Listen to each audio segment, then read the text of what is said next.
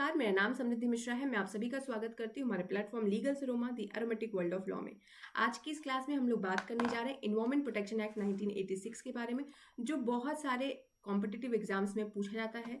अभी फिलहाल तो यूजीसी नेट में आता है ये, और सीबीआई एपीपी के एग्जाम में इस बार इसको ऐड किया गया है। तो ये एक्ट अपने आप में बहुत बड़ा इंपॉर्टेंस रखता है। हमें एज अ ह्यूमन बीइंग भी पता होना चाहिए कि हमें हमारे इन्वायरमेंट के लिए क्या क्या करना चाहिए, और दूसरी बात लॉ के पर्सपेक्टिव से भी हमें देखना चाहिए कि इन्वायरमेंट प्रोटेक्शन के रिगार्डिंग हमारे पास क्या क्या रूल्स अवेलेबल हैं, कैसे हम अपने इन्वायरमेंट को प्रोटेक्ट और इम्प्रूव कर सकते हैं। तो इस एक्ट को बहुत डिटेल में डिस्कस करेंगे हम लोग, इसके हिस्टोरिकल बैकग्राउंड से लेते हुए वो सारे प्रिंसिपल्स देखेंगे जो सुप्रीम कोर्ट ने काफ़ी सारे केसेस के माध्यम से ले डाउन किए हैं, और उन इम्पॉर्टेंट केस लॉज को भी हम लोग डिटेल में समझने की कोशिश करेंगे। तो चलिए इस क्लास को शुरू करते हैं। आज हम बात करेंगे इन्वायरमेंट प्रोटेक्शन एक्ट 1986 की। तो जब हम ये नाम पढ़ते हैं तो हमें क्या पता चलता है? हमें पता चलता है कि यहाँ पे कुछ रूल्स हैं, कुछ प्रोविजंस हैं जो बात कर रहे हैं कि हमें हमारे इन्वायरमेंट को प्रोटेक्ट करना है। पर इन्वायरमेंट होता क्या है? जब बात इन्वायरमेंट होता क्या है पे आती है तो हमें समझ में आता है कि ये वर्ड आया कहाँ से। तो ये वर्ड डिराइव हुआ है एक फ्रेंच वर्ड से। इस वर्ड का नाम है एनवायरोनर। इसका मतलब क्या होता है? इसका मतलब होता है टू सराउंड। तो सराउंड से हमें क्या समझ में आया कि वो सारी चीजें जो हमारे सराउंडिंग में है, जैसे land, water, air, wild life, जो भी चीज़ें हमारे सराउंडिंग में है वो सब इन्वायरमेंट है। तो वो हर एक चीज़ जो हमारे सराउंडिंग में है, जो ह्यूमन लाइफ को इफेक्ट करती है या जो ह्यूमन लाइफ पे कोई भी इम्पैक्ट डालती है, उसे हम क्या कहते हैं? उसे हम इन्वायरमेंट कहते हैं। तो इन्वायरमेंट की बात अगर करूं तो ये इतना नाजुक होता है कि अगर आपने कहीं पे छोटी सी भी गतिविधि कर दी, मतलब आपने अपनी किसी भी हरकत की वजह से इन्वायरमेंट को नुकसान पहुंचाया, तो उसका असर बहुत भयावह होता है। भयावह इसलिए होता है क्योंकि हरकतें एक जगह होती हैं और उसका असर या तो पूरा देश भुगतता है या पूरी की पूरी दुनिया को भुगतना पड़ता है। ये असर इमीडिएट भी हो सकता है और इनविजिबल भी हो सकता है। इनविजिबल जब मैं कह रही हूँ तो मुझे बात याद आ रही है अरावली हिल्स की। अभी बहुत चर्चे में था, आपने देखा होगा अरावली हिल्स को लेके बहुत सारी बातें चल रही थी। तो आप सोचिए कि अगर कल को अरावली हिल्स पर इलीगल माइनिंग होती है तो उसका असर कहाँ तक होगा? क्या सिर्फ हरियाणा और राजस्थान ही उसका असर भुगतेंगे? बिल्कुल नहीं। उसका असर पूरा का पूरा देश बहुत ही स्लोली स्लोली भुगतना शुरू करेगा। तुरंत इम्पैक्ट नहीं आएगा। इमीडिएट इम्पैक्ट आ सकता है, लेकिन कई बार इनविजिबल इम्पैक्ट भी देखने को मिलता है। जैसे माइनिंग की वजह से हो सकता है दिल्ली की एयर क्वालिटी इंडेक्स जो ऑलरेडी बहुत खराब है वो और खराब हो सकती है। ग्राउंड वाटर डिस्चार्ज डिस्टर्ब हो सकता है। टेम्परेचर राइज हो सकता है। फ्लड और ड्रॉट के पैटर्न्स बदल सकते हैं। तो मैंने इसके माध्यम से आपको बस इतना बताने की कोशिश कर रही हूँ कि इन्वायरमेंट को छेड़ोगे तो उसका भुगतान पूरे के पूरे देश, पूरी की पूरी दुनिया को करना ही पड़ता है। कई बार ये इमीडिएटली आपको उसका असर दिखना है और कई बार स्लोली स्लोली दिखता है। क्यों दिखता है? क्योंकि इन्वायरमेंट कोई आइसोलेटेड सब्जेक्ट नहीं है। जी हाँ, ये इंटरलिंक्ड सिस्टम है। ये कोई आइसोलेटेड चीज नहीं है कि आपने इन्वायरमेंट को डिस्टर्ब किया और बात खत्म हो गई, बिल्कुल नहीं।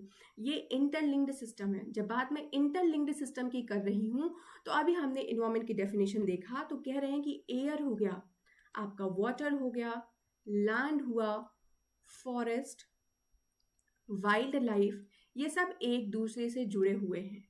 और किसी के साथ थोड़ी सी भी छेड़खानी किया तो नुकसान सबको भुगतना पड़ेगा। एक जगह किया गया डिस्टरबेंस का कॉन्सिक्वेंस इरिवर्सिबल हो सकता है, और इसके वजह से बहुत सारी प्रॉब्लम्स क्रिएट हो सकती हैं। क्योंकि जब हम इन्वायरमेंट के साथ छेड़खानी करते हैं तो इसका इम्पैक्ट इमीडिएट भी होता है और इनविजिबल भी होता है। ऐसा क्यों होता है? क्योंकि देखिए, पहले एक्टिविटीज बड़ी लिमिटेड थी, ठीक है, पॉपुलेशन बड़ा कम था और इंडस्ट्रियलाइजेशन का प्रोसेस भी बड़ा स्लो था। लेकिन उस समय क्या होता था, जब ये सारी चीजें थी, स्लो था, पॉपुलेशन कम थी, तो नेचर के साथ हम जो भी कुछ करते थे नेचर सेल्फ हील कर लेता था। लेकिन अगर आज के समय की बात करें हम लोग, तो आज के समय में क्या हो रहा है? रैपिड इंडस्ट्रियलाइजेशन है, कॉमर्शियल एक्सप्लॉयटेशंस हैं, और साथ ही साथ जितनी भी साइंटिफिक एक्टिविटीज़ हैं वो बड़ी हैजार्डस हो चुकी हैं। जब साइंटिफिक एक्टिविटीज़ हैजार्डस हो चुकी हैं, पॉपुलेशन भी लगातार बढ़ रहा है, इंडस्ट्रियलाइजेशन का प्रोसेस भी बड़ा हाई हो चुका है, तो हमें रियलाइज हुआ कि nature can not be left at the mercy of the human discretion. और यहीं से इन्वायरमेंट प्रोटेक्शन एक मॉरल इशू नहीं बल्कि लीगल नेसेसिटी बन गया। अभी तक तो ये था कि हमारी मॉरल ड्यूटी है कि हमें हमारे सराउंडिंग को साफ सुथरा रखना चाहिए, वरना बीमारियां फैलेंगी, एक्सेट्रा एक्सेट्रा। लेकिन आज के समय में ये एक लीगल नेसेसिटी बन गया, और इसीलिए इन्वायरमेंट प्रोटेक्शन जैसे लॉज को लेकर आना सिर्फ अवेयरनेस ही नहीं, बल्कि एक वॉलंटरली हमें नीड थी कि हमें हमारे इन्वायरमेंट को प्रोटेक्ट करना है, और कुछ ना कुछ हमें रूल्स लेकर आने पड़ेंगे ताकि जो लोग इन्वायरमेंट के साथ छेड़खानी करते हैं उन्हें उसका भुगतान भरना पड़े। पर ये लॉ एक दिन में बिल्कुल भी नहीं बना। इसका हिस्टोरिकल बैकग्राउंड बहुत ज़्यादा है। इसका हिस्टोरिकल एवोल्यूशन की जब हम बात करते हैं तो आप चले जाओ थोड़ा सा एंशियंट इंडिया पे। जब हम एंशियंट इंडिया को डिस्कस करते हैं तो एंशियंट इंडिया में क्या होता था? एंशियंट इंडिया का जो हमने पढ़ रखा है स्ट्रक्चर, वहाँ पे क्या था कि आप पेड़ों की पूजा करते थे, नदियों को पूजते थे, भगवान मानते थे हम इन सब चीज़ों को कि इन सब में भगवान का रूप है। हम लोग एनिमल्स को पूजते थे। जी हाँ, उस समय जितने भी आपके फॉरेस्ट बच रहे थे वो क्यों थे? क्योंकि हम पेड़ में भी भगवान का वास समझते थे। ठीक है। और उसके बाद ये सब इन्वायरमेंट प्रोटेक्शन का कॉन्सेप्ट था। रिवर्स को भी हम मानते थे कि नदी भी हमारी माता है, गंगा मैया। फिर एनिमल्स भी बहुत सेक्रेड मानने लगे थे लोग, उसको भी बहुत रिस्पेक्ट करते थे। फिर मॉडर्न पीरियड आया, यहाँ पे भी वाइल्ड लाइफ और फॉरेस्ट को काफ़ी प्रोटेक्ट किया गया। ये इन्वायरमेंट रेगुलेशन का अर्लीस्ट ट्रेस है अगर मैं कहूँ तो, एंशियंट इंडिया और मॉडर्न पीरियड में जो भी चीज़ें हमने देखी। फिर क्या होता है? फिर जब ब्रिटिश इंडिया आती है, मतलब जो कॉलोनियल फेज आता है, उस समय भी फॉरेस्ट एक्ट लाया गया था और वाइल्ड लाइफ रिलेटेड लेजिस्लेशंस भी पास किए गए थे। लेकिन उनका फोकस कंजर्वेशन से ज़्यादा कंट्रोल और एक्सप्लॉयटेशन पर था। जब 1970 का दौर आता है तब हमें ये क्लियर हो जाता है कि भाई अब तो मतलब पानी सर के ऊपर जा रहा है। हमें एक क्लियर पैटर्न दिखने लगा था कि डेवलपमेंट का मॉडल बदल चुका है। रैपिड इंडस्ट्रियलाइजेशन देखने को मिल रहा था, अर्बन एक्सपेंशंस देखने को मिल रहे थे, लार्ज डैम्स बन रहे थे, फैक्ट्रीज हो रही थी, माइनिंग हो रहा था, केमिकल और हजार्डियस इंडस्ट्रीज बन रही थी। इस फेज में इकोनॉमिक ग्रोथ को बहुत प्रायोरिटी दी गई थी, लेकिन इन्वायरमेंटल कॉस्ट को कैलकुलेट ही नहीं किया गया था। इसका भुगतान इन्वायरमेंट के माध्यम से ह्यूमन बींग्स कैसे भुगतेंगे, ये किसी ने सोचा ही नहीं था। इन्वायरमेंट डिग्रेडेशन इस समय लोकलाइज्ड नहीं था, बल्कि मैं कहूँ तो क्यूमुलेटिव हो चुका था। लॉन्ग टर्म और इरिवर्सिबल होने लगी थी हर एक चीज़ें। Air pollution, water contamination, deforestation, soil degradation, अलग अलग प्रॉब्लम्स नहीं, बल्कि ये एक कंबाइंड इन्वायरमेंटल क्राइसिस बन चुका था। इस पीरियड की सबसे बड़ी प्रॉब्लम यही थी कि इन्वायरमेंट एक इंडिपेंडेंट लीगल सब्जेक्ट नहीं था। मतलब इन्वायरमेंट के रिगार्डिंग हमारे पास कोई भी इंडिपेंडेंट लॉ नहीं था। जितने भी लॉज थे वो सेक्टर वाइज थे, फ्रेगमेंटेड थे। जैसे फॉरेस्ट के लिए अलग एक्ट था हमारे पास, एयर के लिए अलग था, वाटर के लिए अलग था। और इन सारे एक्ट में जो फोकस था ना, वो प्रिवेंशन पे नहीं, बल्कि डैमेज के बाद का हमारा क्या रिस्पॉन्स होना चाहिए उस पे था। इसीलिए इंडस्ट्रियल एक्टिविटी लीगली अलाउड तो थी, चाहे उसका क्या इकोलॉजिकल इम्पैक्ट पड़ता है, कैसा पड़ता है, कितना सीवियर है, इससे हमें मतलब नहीं था। इसीलिए इस समय नीड होने लगी, हमें ज़रूरत पड़ने लगी कि हमें कुछ लॉज लेकर आना चाहिए, कुछ अम्ब्रेला लेजिस्लेशन की आवश्यकता थी। तो 1970 के आसपास दुनिया ने पहली बार कलेक्टिवली रियलाइज किया कि environmental degradation is not a future risk, it is a present reality. और सबसे इंपॉर्टेंट बात कि अगर हम इन्वायरमेंटल डैमेज जो हो रहा है उसको ऐसे ही कंटिन्यू करेंगे, उसको चेक नहीं करेंगे, डेवलपमेंट तो होता रहेगा पर वो डेवलपमेंट सस्टेनेबल नहीं रहेगा। तो 1970 के बाद जो इन्वायरमेंटल डिग्रेडेशन क्लियरली विजिबल हो चुका था लोगों को, उसे दुनिया ने पहली बार एहसास किया कि हमें इन्वायरमेंट को एज अ नेशनल इशू ही नहीं बल्कि इंटरनेशनल लेवल पे भी इसको देखना चाहिए, और इंटरनेशनल कंसर्न माना गया। और इसी रियलाइजेशन का रिजल्ट था कि United Nation conference on human environment हुआ 1972 में, जिसे हम स्टॉकहोम डिक्लेरेशन के नाम से जानते हैं। जी हाँ, 1970 के आसपास देखिए, मैंने लिख भी रखा है यहाँ पे कि वर्ल्ड को रियलाइज होने लगा था कि environment degradation is not a future risk but a present reality. It became evident that unchecked environmental damage, अगर आपने इन्वायरमेंटल डैमेजेस को चेक नहीं किया, कुछ चेक एंड बैलेंस जैसा सिस्टम नहीं रखा, तो इसके वजह से जो भी आप डेवलपमेंट करने जा रहे हो that will not sustain for the longer time. Environmental protection shift हो गया था प्योरली नेशनल कंसर्न से इंटरनेशनल रिस्पॉन्सिबिलिटी बन चुका था। अब इंटरनेशनल लेवल पे लोगों को लगने लगा था कि इन्वायरमेंट सिर्फ नेशनल इशू नहीं है, हमें इसमें कुछ करना चाहिए इसके लिए। और इसीलिए 1972 में स्टॉकहोम डिक्लेरेशन होता है स्वीडन में। United Nation conference on human environment 1972 ये फर्स्ट मेजर ग्लोबल कंसर्न था ऑन एनवायरमेंट प्रोटेक्शन, जो कि स्वीडन में हेल्ड हुआ 1972 में। Mark the beginning of environment international environment governance. यहाँ से इंटरनेशनली एनवायरमेंट की गवर्नेंस के रिगार्डिंग बातें शुरू होने लगी। स्टॉकहोम डिक्लेरेशन की जब हम बात करते हैं तो यहाँ पे बताया गया कि हम लोग यहाँ पे रिकॉग्नाइज किया गया कि जो इन्वायरमेंट है ना और जो एयर क्वालिटी है, ये सब कुछ फंडामेंटल राइट के तहत आता है। तो कहा गया कि human beings have a fundamental right to live in an environment of quality that permits a life of dignity and well-being. Environment आप सिर्फ मतलब आप उसको लग्जरी की तरह देखोगे, मतलब सिर्फ ये लग्जरी नहीं है, चैरिटी नहीं है, बल्कि हम देखें तो ये एक ह्यूमन डिग्निटी है, क्योंकि ये अब फंडामेंटल राइट के तहत देखा जा रहा था। अगर हम स्टॉकहोम डिक्लेरेशन की बात और थोड़ी सी करते हैं तो कहा गया कि 113 नेशंस ने यहाँ पे पार्टिसिपेट किया था। 26 गाइडिंग प्रिंसिपल्स यहाँ पे दिए गए थे। फोकस एरिया बस यही था कि हमें एनवायरनमेंट को प्रोटेक्ट करना है, सस्टेनेबल यूज जो भी है नेचुरल रिसोर्सेज के, उनको सस्टेनेबली यूज करना है, फ्यूचर जनरेशन के लिए भी हमें उसे बचा के रखना है। रिस्पॉन्सिबिलिटीज डाली गई स्टेट्स के ऊपर, नेशंस के ऊपर कि भाई आप लोग को देखना होगा कि आपके यहाँ कोई कुछ गलत ना करे, इन्वायरमेंट के साथ खेलवाड़ ना हो, क्योंकि इन्वायरमेंट लग्जरी नहीं, चैरिटी नहीं, बल्कि ह्यूमन डिग्निटी से डायरेक्टली कनेक्टेड माना गया था। तो ये तो था स्टॉकहोम डिक्लेरेशन। आगे बढ़ते हैं। इसके बाद जो कोर आइडिया था इस डिक्लेरेशन का वो यही था कि जो प्रेजेंट जनरेशन है ना, वो डेवलपमेंट को इस तरीके से मतलब परस्यू ना करे ताकि जिसका भुगतान फ्यूचर जनरेशन को करना पड़े।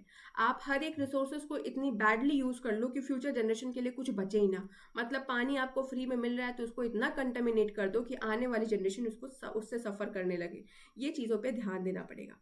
फिर दूसरी बात इस डिक्लेरेशन में ये भी कही गई थी कि डेवलपमेंट जो है इन्वायरमेंटली रिस्पॉन्सिबल एंड सस्टेनेबल होना चाहिए। आप डेवलपमेंट के चक्कर में डिफॉरेस्टेशन किए जा रहे हैं, सारे के सारे फॉरेस्ट को काट के वहाँ पे इंडस्ट्रीज क्रिएट करते जा रहे हो, तो ऐसे जो है आप इन्वायरमेंट को नुकसान कर रहे हैं। तो जो भी आपको डेवलपमेंट करना है, मेक श्योर कि वो इन्वायरमेंटली आप देखो कि इकोलॉजिकल हार्म ना हो, हमारे यहाँ हमारे नेचर को कोई भी डिस्टर्बेंस ना कॉज हो। और इसका इम्पैक्ट भी बहुत बढ़िया पड़ा इस स्टॉकहोम डिक्लेरेशन का। इंडिया ने भी इसमें बहुत ही एक्टिव रोल प्ले किया था। इन्वायरमेंट जो है पॉलिसी प्रायोरिटी बना लोगों के लिए, इन्वायरमेंट लेजिस्लेशन एक्सेलरेट हुए, बहुत सारे लॉज बनाए गए। उसके बाद इन्वायरमेंट के रिगार्डिंग बहुत सारी चीज़ें हुई। 5 जून को वर्ल्ड इन्वायरमेंट डे डिक्लेयर किया गया और बोला गया कि ये सब कुछ क्यों है, क्योंकि स्टॉकहोम डिक्लेरेशन में ये सारी चीज़ें दी गई थी और उसका इम्पैक्ट भी बहुत अच्छा पड़ना शुरू हो गया। आई होप यहाँ तक चीज़ें आपको क्लियर है। आगे बढ़ते हैं। अब हम डील करेंगे उन सारे लेजिस्लेशंस के बारे में, थोड़ी थोड़ी चीज़ें देखेंगे कि कौन कौन से एक्ट पहले आए हमारे देश में और क्यों हमें उसके बावजूद भी नेसेसिटी पड़ी कि हमें क्या चाहिए, एक इन्वायरमेंट प्रोटेक्शन एक्ट चाहिए, एक अम्ब्रेला लेजिस्लेशन चाहिए। इसको हम अब अच्छे से डील करने जा रहे हैं। तो सबसे पहला एक्ट जो आया था वो 1972 में आया था, वाइल्ड लाइफ प्रोटेक्शन एक्ट। तो यहाँ पे इंडिया का कंसर्न क्या था कि हम ये पहला कंक्रीट एनवायरमेंटल लेजिस्लेशन था इंडिया का। ऑब्जेक्टिव ये था कि जितनी भी वाइल्ड लाइफ और बायोडाइवर्सिटी हैं उनको हमें प्रोटेक्ट करना है। नेशनल पार्क्स बनाओ, नेशनल सेंचुरीज बनाओ, पोचिंग के रिगार्डिंग कंट्रोल की बात की गई और इलीगल वाइल्ड लाइफ ट्रेड को रोकने के रिगार्डिंग भी प्रोविजंस लाए गए। और इसका इंपॉर्टेंस मतलब इसका सिग्निफिकेंस देखने को मिले तो ये कहा गया, इंडिया ने भी एक्सेप्ट किया कि wild life is not just a resource but an ecological necessity. सिर्फ ये रिसोर्स नहीं है, ये एक इकोलॉजिकल नेसेसिटी भी है। तो सबसे पहला एक्ट कौन सा आया था, first concrete environmental legislation, wild life protection act 1972। इसके बाद आता है हमारे पास water prevention and control of pollution act 1974। इस एक्ट में जो फोकस है वो शिफ्ट हो गया था वाइल्ड लाइफ से पॉल्यूशन को कंट्रोल करने पे, क्योंकि 1970 के आसपास ही हमें पता चल गया था कि अब हमारे देश में या हमारे नेशनल और इंटरनेशनल दोनों लेवल पे इन्वायरमेंट को प्रोटेक्ट करना कितना आवश्यक है। तो 1974 में फोकस शिफ्ट हुआ वाइल्ड लाइफ से पॉल्यूशन कंट्रोल पे और इसका ऑब्जेक्टिव यही था कि हमें वाटर पॉल्यूशन को प्रिवेंट करना है, उसे कंट्रोल करना है कि हमारी जितनी भी नदियां हैं, जितने भी पानी के सोर्सेस हैं वो गंदे ना हो, वो कंटामिनेट ना हो। सेकेंड आया कि हमें उसके रिगार्डिंग कुछ सेंट्रल और पॉल्यूशन कंट्रोल बोर्ड्स भी स्टैब्लिश करने पड़ेंगे। थर्ड आया रेगुलेशन जो शिफ्ट हुआ वो इंडस्ट्रियल एफ्लुएंस पे शिफ्ट होना शुरू हुआ। तो यहाँ पे बताया गया कि जो पॉल्यूशन था ना उसे पहले हम पर्सनली ले रहे थे, हम प्राइवेट न्यूसेंस समझ रहे थे, लेकिन अब ये पब्लिक हेल्थ और इन्वायरमेंट इशू बन चुका था। तो पहला एक्ट था वाइल्ड लाइफ प्रोटेक्शन एक्ट 1972, दूसरा एक्ट आया water prevention and control act 1974। तो पहले हमारा फोकस कहाँ था कि हमें वाइल्ड लाइफ को प्रोटेक्ट करने के लिए सेंचुरीज बनानी है, नेशनल पार्क्स बनाने हैं। उसके बाद फोकस शिफ्ट हुआ कि अब हमें वाटर को भी पोल्यूट होने से बचाना है। आई होप यहाँ तक क्लियर है, आगे बढ़ते हैं। इसके बाद 42nd अमेंडमेंट देखने को मिला 1976 में, जिसके बारे में हमें पता है जब हम कॉन्स्टिट्यूशन पढ़ते हैं। अब 42nd अमेंडमेंट का इम्पैक्ट ये हुआ कि आर्टिकल 48A को इनकॉर्पोरेट किया गया हमारे कॉन्स्टिट्यूशन ऑफ इंडिया में, और लिखा गया कि हमें क्या करना है, हमें हमारे इन्वायरमेंट को सेफ गार्ड करना है, उसे इम्प्रूव करना है, और जितने भी फॉरेस्ट और वाइल्ड लाइफ है उन्हें प्रोटेक्ट करना है। पहले हमारे कॉन्स्टिट्यूशन में डायरेक्टली कोई भी ऐसा आर्टिकल नहीं था जो इन्वायरमेंट प्रोटेक्शन की बात करता था, इसलिए 42nd अमेंडमेंट से 1976 में क्या किया गया, इस आर्टिकल को ऐड किया। तो अब देखो कि सबसे पहले क्या हुआ, आपको जो स्टॉकहोम डिक्लेरेशन था वो 72 में आया, उसके बाद 72 में ही एक्ट आ गया वाइल्ड लाइफ को प्रोटेक्ट करने के लिए, फिर 74 में वाटर पोल्यूशन कंट्रोल एक्ट आया, और उसके 2 साल बाद हमारा 42nd अमेंडमेंट आता है, जिससे हमने कॉन्स्टिट्यूशन में एक आर्टिकल ऐड किया, that is article 48A, which talks about कि हमें हमारे इन्वायरमेंट को सेफ गार्ड एंड इम्प्रूव करना है, और हमें हमारे कंट्री की जितने भी फॉरेस्ट हैं, जितने भी वाइल्ड लाइफ हैं, उन्हें भी प्रोटेक्ट करना है। इसके बाद आर्टिकल 51A के बारे में आपको पता ही होगा कि 10 फंडामेंटल रिस्पॉन्सिबिलिटीज सिटीजन्स के रिगार्डिंग थी, उसको इंसर्ट किया गया था। उसके बाद उसी में आर्टिकल 51A का जब हम जी वाला क्लॉज पढ़ते हैं तो वहाँ ऐड किया गया कि नेचुरल इन्वायरमेंट को हमें प्रोटेक्ट करना है, हमें इम्प्रूव करना है, और उसमें इंक्लूड क्या किया गया, forest, lake, rivers and wildlife, and to have compassion for living creatures.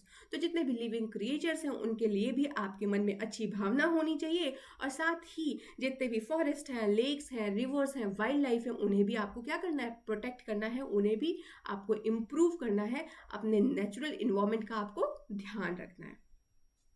तो ये ऐड हुआ 51AG से।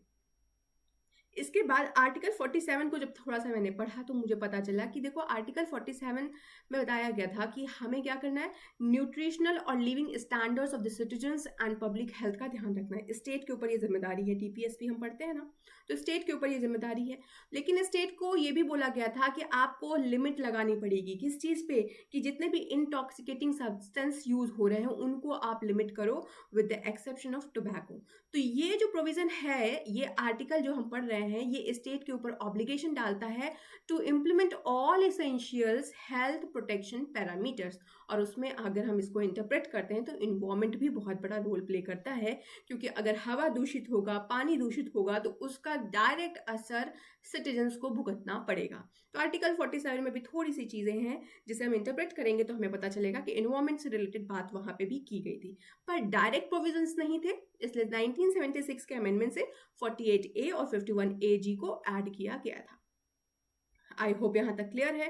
फिर आर्टिकल 21 को तो आपको पता ही है, इसे हम खूब सारा इंटरप्रिटेशन करते हैं, और इसके इंटरप्रिटेशन में बोला भी गया कि a pollution free environment and to have access to clean air and water is a fundamental right. मतलब हमारे मौलिक अधिकार में डाल दिया गया कि पॉल्यूशन फ्री इन्वायरमेंट भी आपका मौलिक अधिकार है, और साथ ही साथ आपको clean air and clean water का एक्सेस होना ये भी आपका फंडामेंटल ड्यूटी है। तो यहाँ से भी हमारे आर्टिकल्स के माध्यम से भी हम अपने इन्वायरमेंट को इस तरीके से प्रोटेक्ट करते हैं। ये कुछ आर्टिकल्स हैं जो बात करती हैं इन्वायरमेंट प्रोटेक्शन के बारे में। 1980s के समय अगर हम देखें तो सुप्रीम कोर्ट ऑफ इंडिया ने भी बहुत सारे डिसीजंस दिए, बहुत सारे न्यूमरस केसेस में, जहाँ पे हम प्रोटेक्शन ऑफ इंडिविजुअल राइट्स की बात कर रहे थे, और जो कि पॉल्यूशन फ्री, जिसमें पॉल्यूशन फ्री इन्वायरमेंट एग्जिस्ट कर रहा था। आप इसको पढ़िएगा, the protection of individuals right to exist in a pollution free environment. मतलब हमारे पास अधिकार है कि हम एक पॉल्यूशन फ्री इन्वायरमेंट में अपनी जीवन यापन करें। तो इस समय में क्या हुआ, कोर्ट ने बहुत सारे डायरेक्टिव्स दिए, बहुत सारे प्रिंसिपल्स दिए, बहुत सारे रेस्ट्रिक्शंस इम्पोज किया गया था, ताकि क्लीन इन्वायरमेंट को अप्रिशिएट किया जाए, उसे एक फंडामेंटल राइट बनाया गया और लाइफ सस्टेनिंग राइट हुआ। तो ये बात थी हमारे कॉन्स्टिट्यूशन ऑफ इंडिया से। फिर इसके बाद आता है हमारे पास फॉरेस्ट कंजर्वेशन एक्ट 1980। जब हम फॉरेस्ट कंजर्वेशन एक्ट 1980 को पढ़ते हैं तो यहाँ पे भी बताया जा रहा है कि बहुत सारे डाइवर्जन ऑफ फॉरेस्ट और लैंड थे। मतलब यहाँ पे पहले हमने क्या प्रोटेक्ट किया, वाइल्ड लाइफ को किया, फिर उसके बाद हमने क्या किया, एयर को, वाटर के प्रिवेंशन के रिगार्डिंग ले आए, फिर हम फॉरेस्ट कंजर्वेशन के रिगार्डिंग भी लॉ लेकर आते हैं। फॉरेस्ट कंजर्वेशन में बताया जा रहा था कि हमें जो फॉरेस्ट लैंड है ना उसको रेगुलेट करने के लिए, क्योंकि फॉरेस्ट काटने लगे थे लोग, वहाँ पे इंडस्ट्रीज बना रहे थे, इंफ्रास्ट्रक्चर्स बना रहे थे, तो उसको भी बचाना था, उसको भी कंजर्व करना था, इसलिए 1980 में ये लॉ लेकर आया गया। सेंट्रल गवर्नमेंट ने अप्रूवल मैंडेटरी के रिगार्डिंग लिखा गया कि सेंट्रल गवर्नमेंट अप्रूव करेगी और वो अप्रूवल मैंडेटरी होगा फॉर फॉरेस्ट लैंड डाइवर्जन। इसके बाद यहाँ पे वही बात है, डिफॉरेस्टेशन को हमें कंट्रोल करना था। Forest recognised as national ecological asset, और उसको नेशनल इकोलॉजिकल एसेट के तौर पे एक रिकॉग्नाइज किया गया। ये सिर्फ स्टेट की प्रॉपर्टी नहीं है, या आपके दादा परदादा ने जंगल लगा दिया था तो वो सिर्फ आपका नहीं है, बल्कि it is a national ecological asset. और ये कहाँ से हमें पता चला, हमारे फॉरेस्ट कंजर्वेशन एक्ट 1980 के आने के बाद। अब देखो, इन्वायरमेंट लॉ जितने भी 1972 से लेकर 1980 तक बने थे ना, अच्छे लॉज थे, कोई इसमें गड़बड़ी नहीं थी, पर ये सारे लॉज बड़े फ्रेगमेंटेड थे, बड़े स्पेसिफिक थे। मतलब फॉरेस्ट को प्रोटेक्ट कर रहे हैं, वाइल्ड लाइफ को प्रोटेक्ट कर रहे हैं, एयर को प्रोटेक्ट कर रहे हैं, वाटर को प्रोटेक्ट कर रहे हैं, पर इन्वायरमेंट को प्रोटेक्ट करने के लिए हमारे पास कोई अम्ब्रेला रजिस्ट्रेशन नहीं था। No single law to holistically implement international environment obligations. तो जितने भी इंटरनेशनल इन्वायरमेंट ऑब्लिगेशंस थे उनको लाने के लिए या उनको इम्प्लीमेंट करने के लिए हमारे पास कोई भी सिंगल लेजिस्लेशन नहीं था। तो आवश्यकता तो थी, और तब तक एक ट्रेजेडी भी अगर हो जाती है। क्या होता है, भोपाल गैस ट्रेजेडी होता है, इसके बारे में आपको पता होगा, नहीं पता होगा तो इसके रिगार्डिंग में डिटेल में आपको वीडियो बताऊंगी। तो इस केस का अपनी नाम आप याद रखिएगा, union carbide corporation versus union of India 1989। तो जब भोपाल गैस ट्रेजेडी एक्सपोज हुआ तो यहाँ पे हमने देखा कि बहुत सारे रेगुलेटरी गैप्स थे, जो भी लॉज बने थे उनके रेगुलेशंस में बहुत गैप थे, उनके इम्प्लीमेंटेशंस में बहुत गैप थे, और जो उनका प्रिवेंटिव मैकेनिज्म था वो भी बड़ा वीक था। तो यहाँ से एक नीड हाईलाइट हुआ कि हमारे पास एक कॉम्प्रिहेंसिव प्रिवेंटिव इन्वायरमेंटल फ्रेमवर्क होना चाहिए, और यही नीड से आपको क्या मिलता है, इन्वायरमेंट प्रोटेक्शन एक्ट 1986। ये एक इम्ब्रेला लेजिस्लेशन के तौर पे जाना जाता है। इस एक्ट का एनैक्टमेंट हुआ था आर्टिकल 253 के तहत।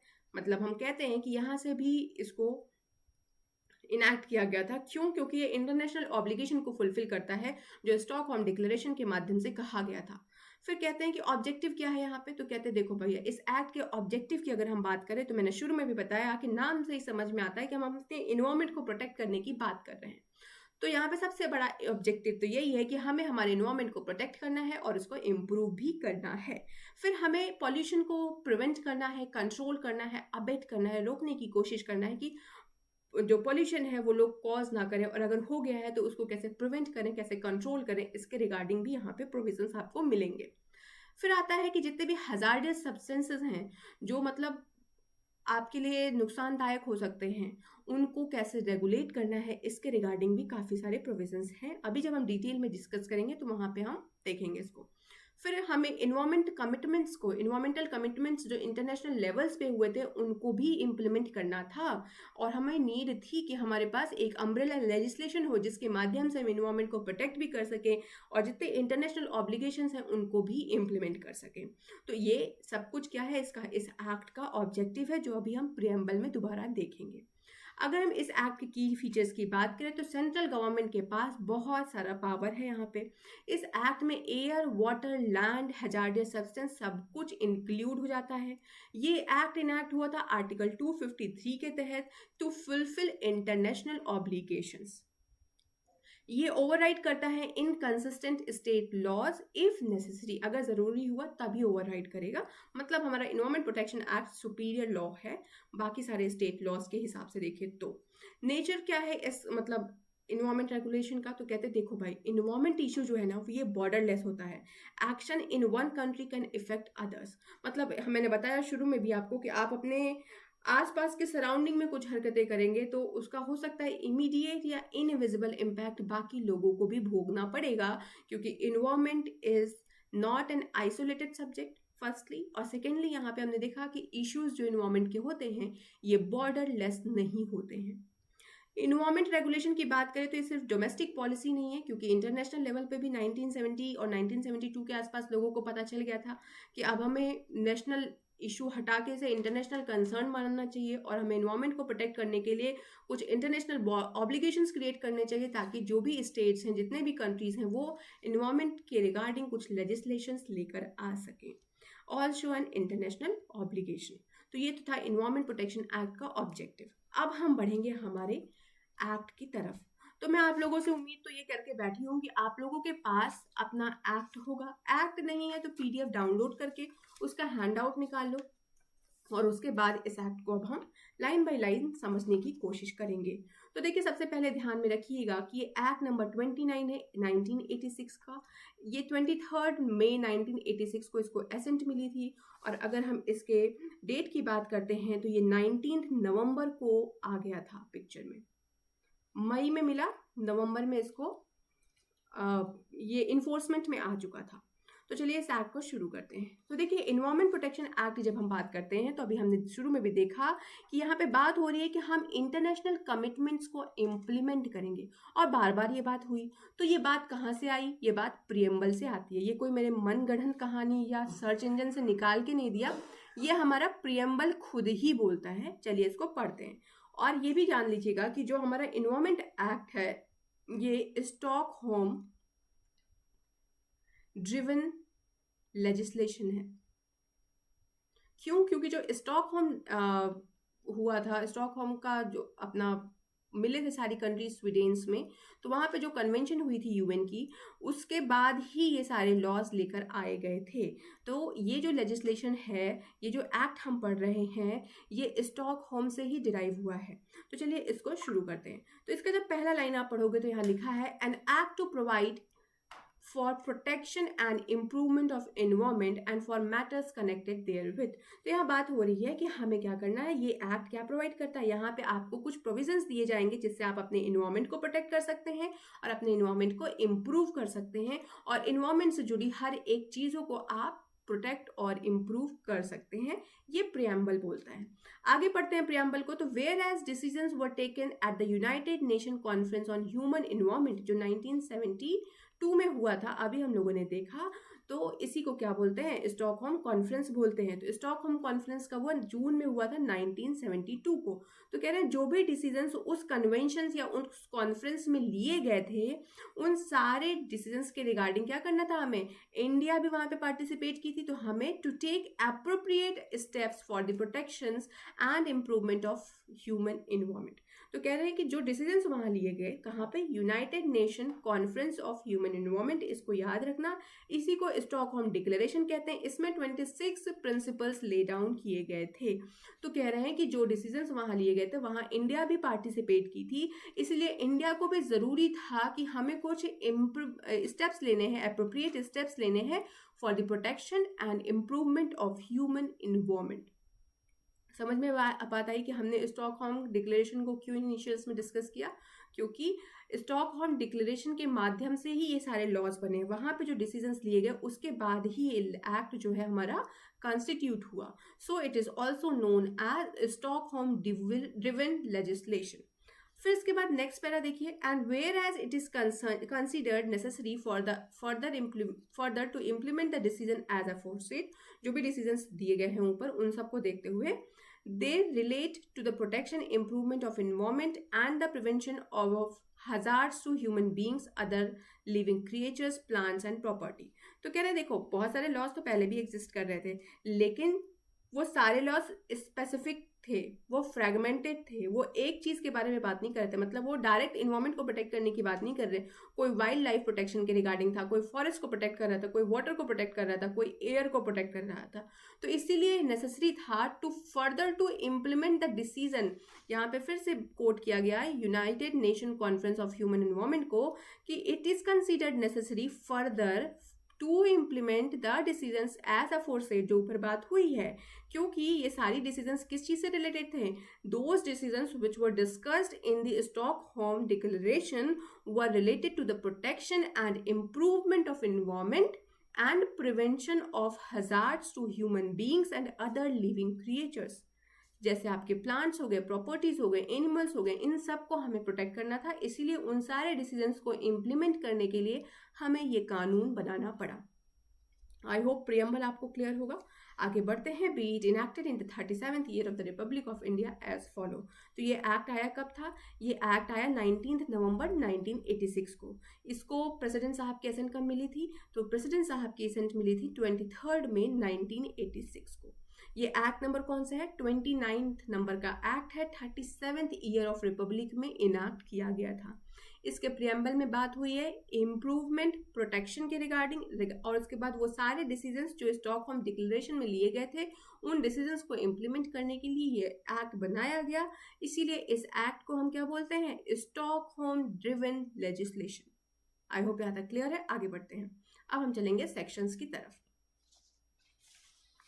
तो सबसे पहला चैप्टर आता है हमारा प्रिलिमिनरी, जो सबसे प्यारा चैप्टर होता है क्योंकि इसमें हमें सिर्फ 2 सेक्शंस पढ़ने होते हैं। सेक्शन नंबर 1 पढ़ना होता है जो बात करता है शॉर्ट टाइटल एक्सटेंट के बारे में। तो ये पढ़ के आपको पता चलता है कि इस एक्ट का नाम क्या है। इन्वायरमेंट प्रोटेक्शन एक्ट 1986 है। इसके बाद हमें ये भी पता चलता है कि ये एक्ट कहाँ कहाँ लागू होगा। तो होल ऑफ इंडिया पे लागू होगा। It shall come into force on such date. तो कौन सी डेट पे ये फोर्स में आया? तो ये आया 19 नवंबर 1986 को इन्फोर्समेंट पे। आप फुट नोट में देखोगे तो डेट आपको दिखेगी। 19 नवंबर को ये आ गया था पिक्चर में। सबसे पहली डेफिनेशन क्या है? सबसे पहली डेफिनेशन आ जाती है इन्वायरमेंट की, और ये बड़ी इंपॉर्टेंट डेफिनेशन है क्योंकि हमारा पूरा एक्ट इन्वायरमेंट की रिगार्डिंग ही बात करता है। तो इन्वायरमेंट की जब हम बात करते हैं तो अगर आप इस डेफिनेशन को देखोगे तो इन्वायरमेंट के बाद जो वर्ड लिखा है वो लिखा है इंक्लूड्स। तो इंक्लूड से हमें क्या समझ में आता है कि this definition is inclusive in nature. और जब बात इंक्लूसिव की होती है तो हमें ये समझ में आता है कि दिस इज नॉट एग्जॉस्टिव। क्यों? क्योंकि इसका स्कोप बहुत बड़ा है। ये स्कोप इसका एक्सपैंड करता रहेगा जैसे जैसे इसमें हम और चीज़ें ऐड ऑन करते जाएंगे। तो इन्वायरमेंट इंक्लूड कर रहा है, मतलब इस डिफिनेशन का जो स्कोप है वो रेस्ट्रिक्टेड नहीं है कि बस इतना इतना फ्रेमवर्क ही इन्वायरमेंट कहलाएगा। इसका जो डेफिनेशन है वो ये कह रहा है कि जो इन्वायरमेंट का स्कोप है वो बड़ा एग्जॉस्टिव है, बहुत ब्रॉड है। और क्योंकि इस डेफिनेशन को जब लिखा गया, जिस पार्लियामेंट ने लिखा, तो उन्होंने वर्ड क्या यूज किया? इंक्लूड यूज किया, जिससे समझ में क्या आता है कि दिस इज इंक्लूसिव डेफिनेशन।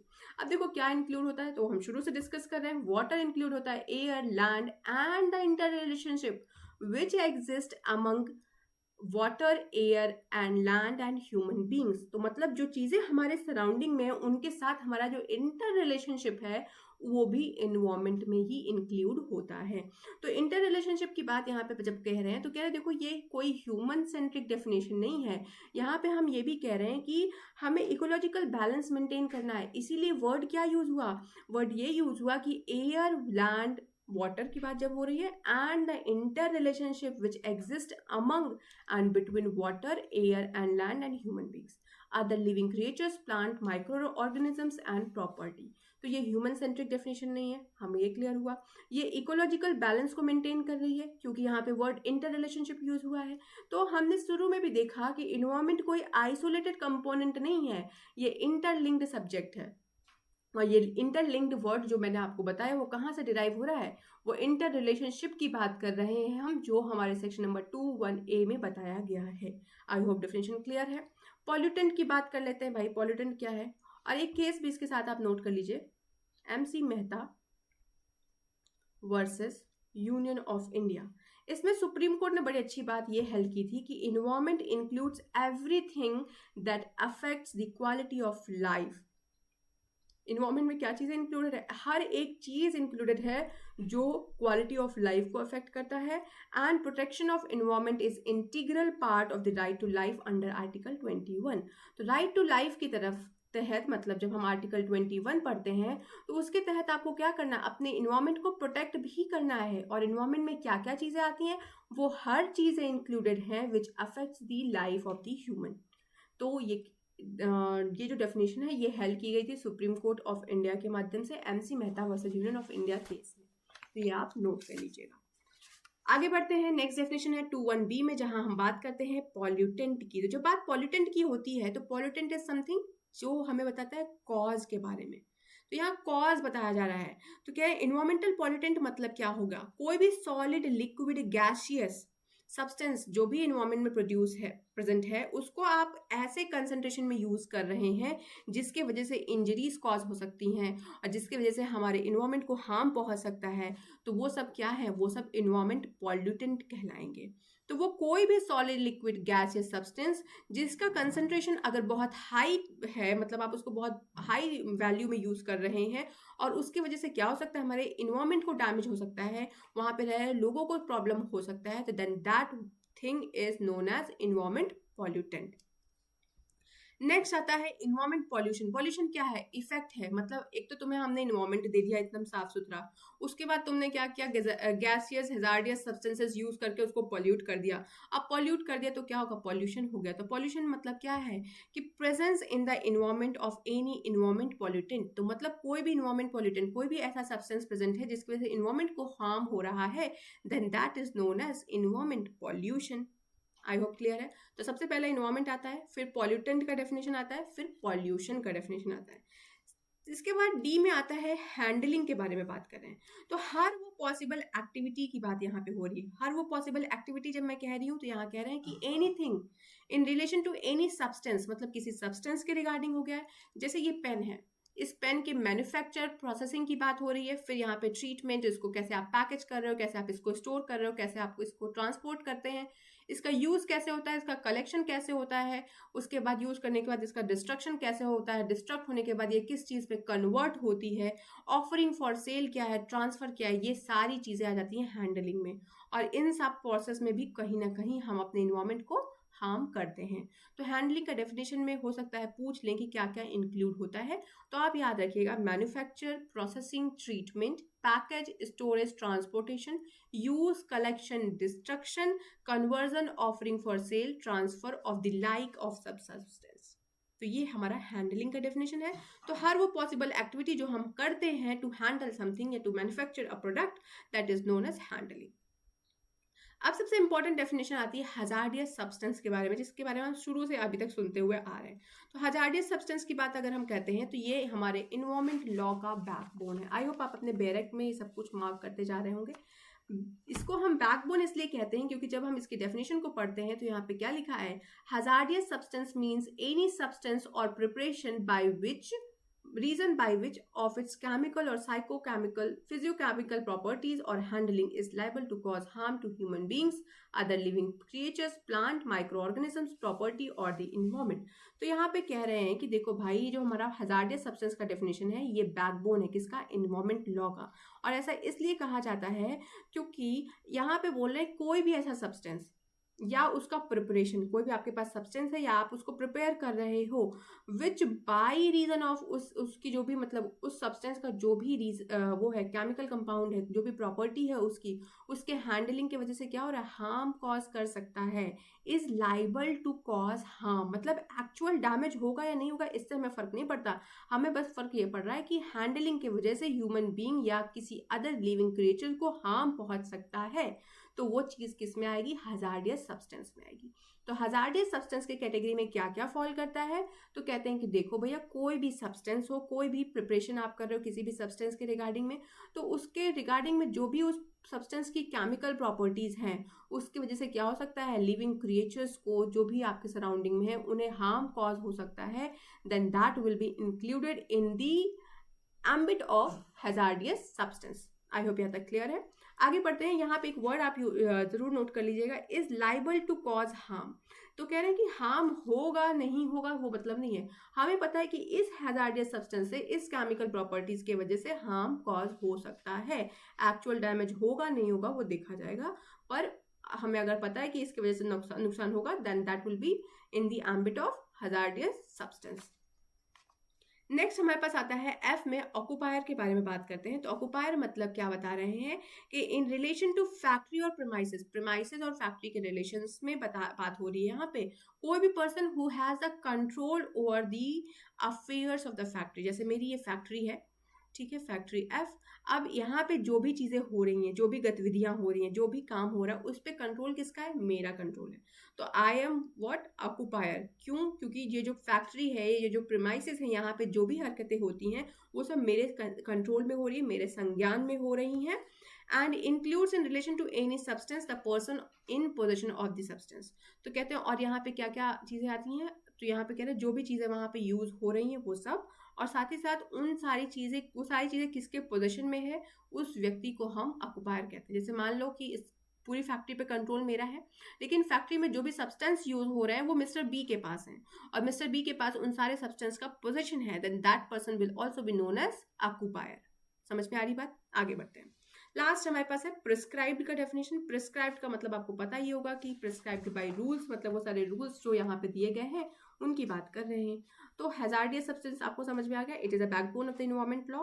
ठीक है, उसके बाद यहाँ पे हमारे पास ऑक्युपायर आ गया। ऑक्युपायर की वजह से हमें क्या पता चलता है, हम किसकी बात कर रहे हैं, हम कह रहे हैं उस व्यक्ति के बारे में जो कि पूरे के पूरे फैक्ट्री के अफेयर्स से डील करता है, that person will be known as occupier. आगे बढ़ते हैं।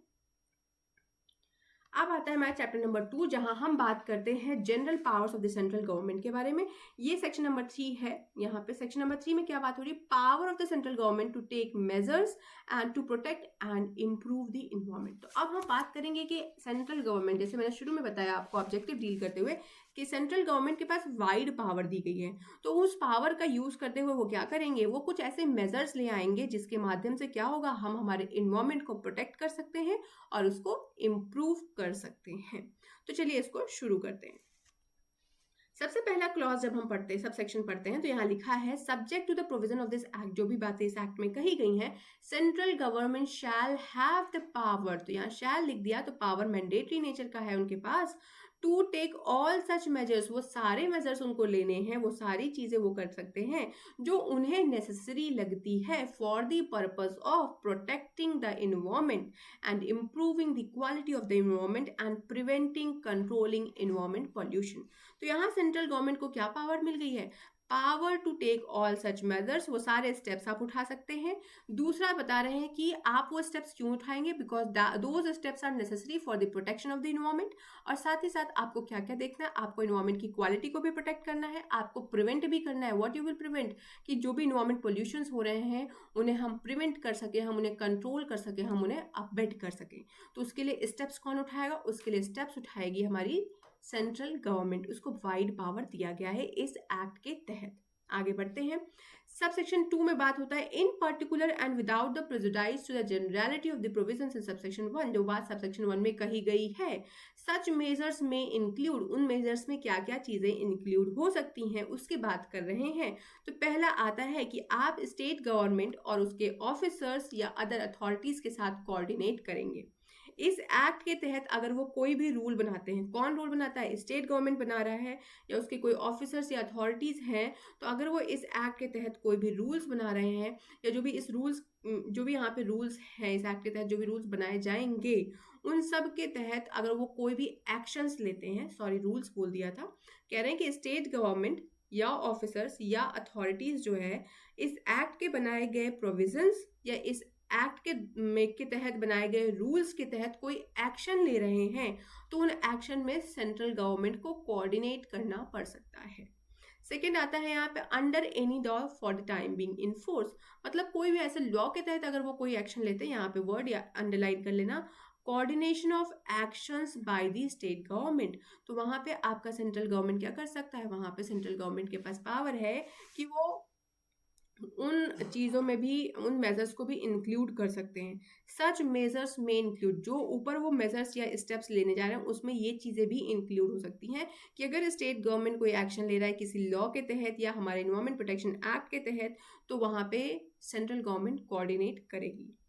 इसके बाद आता है सबसे clause number 2, planning and execution of a nationwide programme for the prevention, control and abatement of environment pollution. तो कहते हैं नेशन वाइड प्रोग्राम आप अगर रन हो रहा है तो वहाँ उसकी प्लानिंग कर सकते हैं। कौन करेगा, सेंट्रल गवर्नमेंट की बात हो रही है। तो सेंट्रल गवर्नमेंट क्या कर सकता है, प्लान कर सकता है और उसके बाद एग्जीक्यूट करा सकता है क्या, कोई भी नेशन वाइड प्रोग्राम। किस लिए, क्योंकि हमें प्रिवेंट करना है, कंट्रोल करना है क्या, इन्वायरमेंट के पॉल्यूशन को।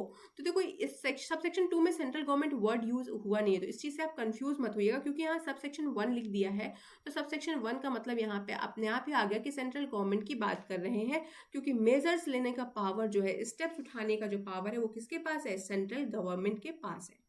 थर्ड आता है laying down the standards of the quality of the environment in its various aspect. तो कह रहे हैं यहाँ पे आप क्वालिटी ऑफ स्टैंडर्ड्स भी ले डाउन कर सकते हैं, जैसे एयर क्वालिटी इंडेक्स क्या होगा, नॉइज पॉल्यूशन को कंट्रोल करने के लिए आप बता सकते हो कि कितने डेसिबल में ही आप नॉइज को यूज कर सकते हो, उससे ऊपर साउंड नहीं बढ़ना चाहिए। तो ये सब चीजों के लिए कौन स्टैंडर्ड सेट करेगा, तो सेंट्रल गवर्नमेंट सेट करती है। उसके बाद फोर्थ आता है laying down the standards for the emissions. तो जितने भी फैक्ट्रीज वगैरह है जो एनवायरमेंट पॉल्यूटेंट को एमिट कर रहे हैं या डिस्चार्ज कर रहे हैं, तो उन सब के लिए भी एक स्टैंडर्ड सेट कर सकता है कौन, हमारा सेंट्रल गवर्नमेंट। प्रोवाइजो दिया गया है कि that different standard for emission and discharge may be laid down under the clause for different sources and different places. तो कहते हैं कि डिफरेंट डिफरेंट सोर्स से एमिट हो रहा है आपका ये पॉल्यूटेंट, तो उसके रिगार्डिंग आप हर एरिया के हिसाब से अलग अलग स्टैंडर्ड सेट कर सकते हैं। तो ये था हमारा सबसेक्शन नंबर 3 का 1 and 2 सबसेक्शन। अब आते हैं उसके 2 पढ़ ही रहे हैं हम लोग इसके क्लॉज नंबर 5 की तरफ। 5 बोलता है कि restrictions of area in which industries operations and process और classes of industries operations shall not be carried out and shall be carried out the subject to the safeguard. तो कह रहे हैं कि देखो भाई, हमने बात कर लिया यहाँ पे, क्या बात किया कि आप स्टैंडर्ड सेट करोगे, आप एग्जीक्यूट कराओगे नेशन वाइड प्रोग्राम, लेकिन यहाँ पे ये भी बात की जा रही है कि आप रेस्ट्रिक्ट भी कर सकते हो कि आप इस एरिया में इंडस्ट्रीज या ऑपरेशंस वगैरह जो भी कंडक्ट करने वो आप नहीं करने वाले हैं, या वो बता भी सकते हैं कि कहाँ पे आपको करना है और क्या क्या सेफ गार्ड होने चाहिए। तो इंडस्ट्रीज ऑपरेशंस कहाँ कैरी आउट नहीं होंगे, इसके रिगार्डिंग भी रूल्स बना सकते हैं, मेजर्स ले सकते हैं, स्टेप्स ले सकते हैं, और कहाँ कैरी करना है, किस सेफ गार्ड के साथ कैरी करना है, ये भी सेंट्रल गवर्नमेंट बता सकती है।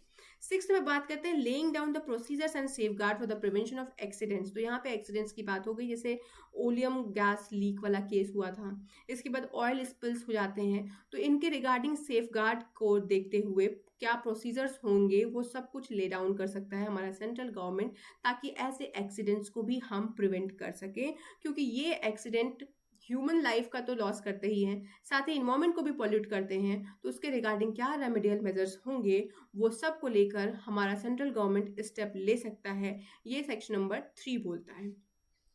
आगे बढ़ते हैं, अभी इसमें और भी क्लॉजेस हैं। फिर इसके बाद आता है हमारे पास laying down procedures and safeguard for handling of hazardous substance.